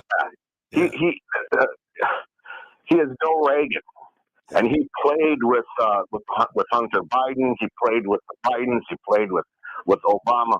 That's why the poor people of Ukraine are in the position that they're in. And you know, let's let the people of the world fight their own damn battles. You know, let's let the people of the world fight their own damn battles. Sure. There's a lot of things that have to do with the fact that Ukraine was the place that they were going to invent the next epidemic in this country in their biolabs. If anything, Putin stopped that. If anything, Putin stopped that money laundering. Putin deserves to have the land from the border of Russia to that river. I can't even say the name of that river because that's what he wants. Those people in that area are Russian people. They speak Russian. That's a Russian culture. And the Ukraine should be penalized for dealing with, you know, the dregs of our country with the Democrat Party. Well, I'm going to disagree with the culture thing, particularly the Ukraine is very proud of their culture and language. And, you know, when I visited there and my wife introduced herself in Russian, they shot her down. They said, "We're Ukrainian. We don't speak Russian." What side were you? What side of that river were you on? We were in Kyiv at the time. Okay, that's the west side of the river, of course. But the people who live on the east side of that river are more Russian and Russian culture. And really, the Russian people are good people. The Ukrainian people are good people. Yes, I agree. But that whole thing is due to the corruption of the American Democrat Party. And I have to say, you have to say it in the same sentence, and the Republican Party that allowed it to happen. You want to end that war? Give Putin the land between Russia and that river, and, you know, let him. He has Crimea because of Obama. Obama Correct. What did Obama say? Knock it off. That was his foreign policy. Right. You want to end that? Do that. And then, you know, let the Ukrainian people hate their leader and get him out of there. We should not have one more penny go to that place. Yeah. We should not have one more missile or bullet go to that place. And if they want to end, then let them do it on themselves. Well, that's what I have to say about the Ukraine. Yeah, I think the European countries would be more engaged in the safety of Ukraine than the United States, and I think Trump has done that. I mean, he's still sending weapons, but he's making the Europeans pay for it. Well, you know, here's another thing about Putin. Don't forget, Trump is done in 2026. Let's not fool ourselves. Trump is done in 2026. I'm not convinced, but go ahead. Well, you have a lot of myopic thought, and you have a lot of you're a rhino. Oh, well, I forgot. Okay. Of course you wouldn't. Well, every once in a while, Russ, your rhino comes out. Okay. I mean, so that will segue into this. All right. I wonder what the state of Arizona would be like if we allowed Cochise County to stop that certification for for the governorship in 2020. Well, but your argument was we have to keep it open, to keep the government open, to do the will of the people. I wonder what would have been the result of Cochise County being allowed. And there were two other counties, I don't remember the name, who wanted to not certify that election. There was one that was standing up not to certify. I think it was Cochise, but that would have caused some problems internally as far as counting the votes. So and what? we could have lost the treasurer because of it. So what? Well, it's a big deal to me. The Republican Party doesn't do anything anyway. Oh. You lost two senators to the Democrat Party. That's because correct. You hated the great Carrie Lake, and that woman should be allowed to run unchallenged for governor this time. She can run if she wants. That's no problem. Yeah. Nobody can stop her. But we have to get rid of. We have to say the people who hate her should not be allowed to vote. Raise your hand and say, "I hate Carrie Lake." Have some balls. You don't think that's a little overboard to say you can't vote if you don't like Carrie Lake? That's a little crazy. I'm joking. Of course. Okay, all right. But it was the Republican Party that could have backed Cochise County to continue that. Wherever that investigation went, I'll tell you, today would make a difference because right now they're finding out that Carrie Lake was right. Donald Trump was right about the 2020 election. I think so. And the Republican Party, they do. The Republican Party snores louder than they sleep. That's been the big complaint about the white Democrat Party. The Republican Party snores loud when they sleep together. Okay.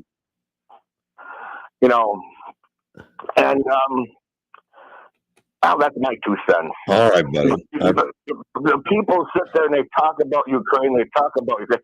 Putin knows he's gambling right now. Putin knows Trump is done in 2026, and then he's going to be able to deal with the Democrats again. I don't think so. And I don't think he's going to be dealing with Democrats. Even if the Democrats take the House, he's still president and executive branch, and that's not going to stop him. If the Democrats take either the, I think the Democrats again. You owe me a steak dinner for 7th district, but I'll say I'll bet you a steak dinner. The Democrats take the House and Senate in 2026. If the House and the Senate? Oh yes. Oh yeah. I'll buy you a steak dinner if that happens. But the thing about it is, if they take one of them, Trump is going to be tied up in an impeachment. Guess what? The Republicans will help impeach him. I don't think so. So. I don't think so. I would ask you to do one thing, though. What's that? All this set aside. What? Dig up Rush Limbaugh's dissertation on the real meaning of Thanksgiving. Do you have that? I can find it. I don't have it handy. Yeah. Yeah. Just look it up and read that. It should take about 10 minutes on Thanksgiving. I could probably find it and play it on Thanksgiving. Yes, because really, this Thanksgiving is really not about Turkey Day. What's it about? This Thanksgiving is about the failure of socialism and the freedom of capitalism. That is what the Thanksgiving was about. Because the Mayflower people, when you argue with Democrat people you call your friends, they say that the Bible promotes socialism. Did you know that? I've heard that, but that's not true. But okay. At one point in my life, I said to myself, I'm going to read this book from cover to cover. Mm-hmm. So when I face off with God and he looks me in the eye and he says, "Did you read my book?" I want to be able to say yes. Okay. And again, I got to say, when I was in the military during the Cold War, the enemy was the Soviet Union. Yeah. And we won that war. Ronald Reagan won that war. Yeah. And that great Pope, I don't believe in the Vatican at all, but Pope John, I think his name, John Paul, was the reason why the Soviet Union fell and the Berlin Wall fell. So I'm reading, and all of a sudden, I come to the point where God is getting ready to let them leave Mount Sinai, and He sets up the 12 families. Mm-hmm. And I thought, this is socialism. My jaw dropped. It still hurts. And hit the ground. But there's one thing that is required for that to work, and that's to have God, the only God, not Buddha, not the 100 Hindu gods, not Allah, the God of Abraham, Isaac, and Jacob. That God, if He's in control, it works. The only time in history that worked with God as the Godhead was when Solomon had his reign for 40 years. It was peace. After that, it never reared its head again until the Pilgrims. Because they tried the formula. They left Europe to try that formula in this new country. Yep. And it didn't work. And they went immediately to the free market. And it worked the following year. Yeah, they nearly starved to death at socialism. Yes. Well, and, there's a couple other things too. That they landed there in the dead of winter, so they were already at a this thing. But yes, they tried to start it with socialism. Mm-hmm. But the reason why, these were all religious people, but they were not the majority of the people that were on that boat. And all of those people together, they didn't work together. So that's what happened. Then he went to capitalism, free market. Right. Keep and what you make. Yeah.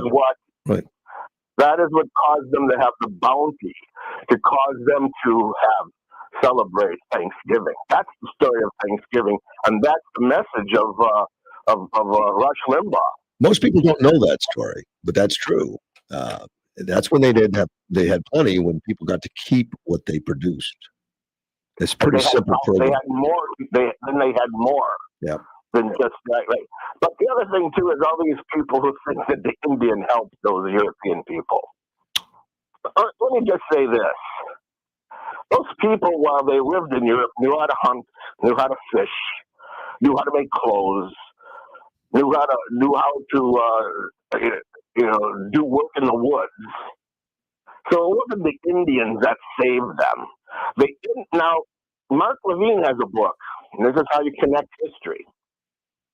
And he has, I forget what the name of his book is. I have it on my shelf about the other thousands of books that I have. Mm-hmm. He talks about the beginning of the mainstream media. The colonial people actually had a symbiotic relationship with the American Indian. They were friends. And a lot of the original colonial newspapers, there were contributions from the Indians into those newspapers. The people that caused the strife of the American Indian against the white man was the King of England. They're the ones who did the atrocity and blamed it on the colonialists, so that the colonialists would need the king to protect them from the Indian. And that's where that all started. But prior to that, they were in a symbiotic relationship. And I say that to say this: Thanksgiving, when the Pilgrims had that great meal, they invited the Indians, and the Indians were in awe of these people who came here and did what they did with nothing. That's the story of Thanksgiving. Well, I've got the Rush Limbaugh version. It's 24 minutes, but I'll play it on Thanksgiving. I appreciate that recommendation. I hope you do, because the people really need to hear that. Sure. And all the kids need to start understanding of what this America experiment is. And it works, and it's great. And now you go back to the Bible. I'm talking about the Bible, and socialism needs God. You go back to the Constitution, and what was said by either John Adams or Benjamin Franklin, it only works for the godly people. Yeah, that was. That's not written, but it was said. Correct. All And right. we are losing the godliness in this country. I think it's making a little bit of a resurgence, particularly amongst young people, believe it or not, are doing more attendance and more interest in religion. Which takes us to the Charlie Kirk thing. Yeah. And that's why they murdered. That's why the Democrat Party I believe that. murdered Yeah. Charlie Kirk. And Charlie. Because Charlie, Yeah. what? Charlie was a man above all. That was him. Charlie Kirk, they weren't afraid of his Christianity.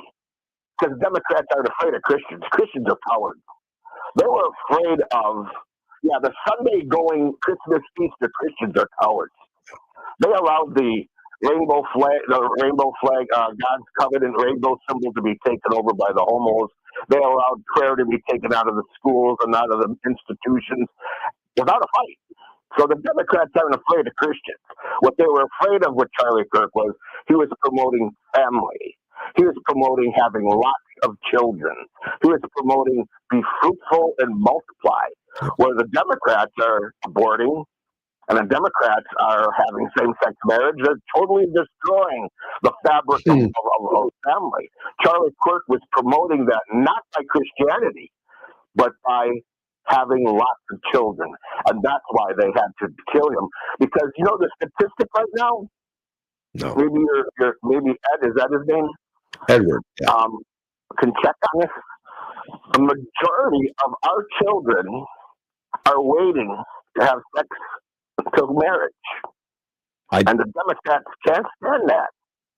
I did not know that. That's interesting. I'll find that out. In order to say what I just said, you have to understand and commit yourself to this. Is the country divided? Yes.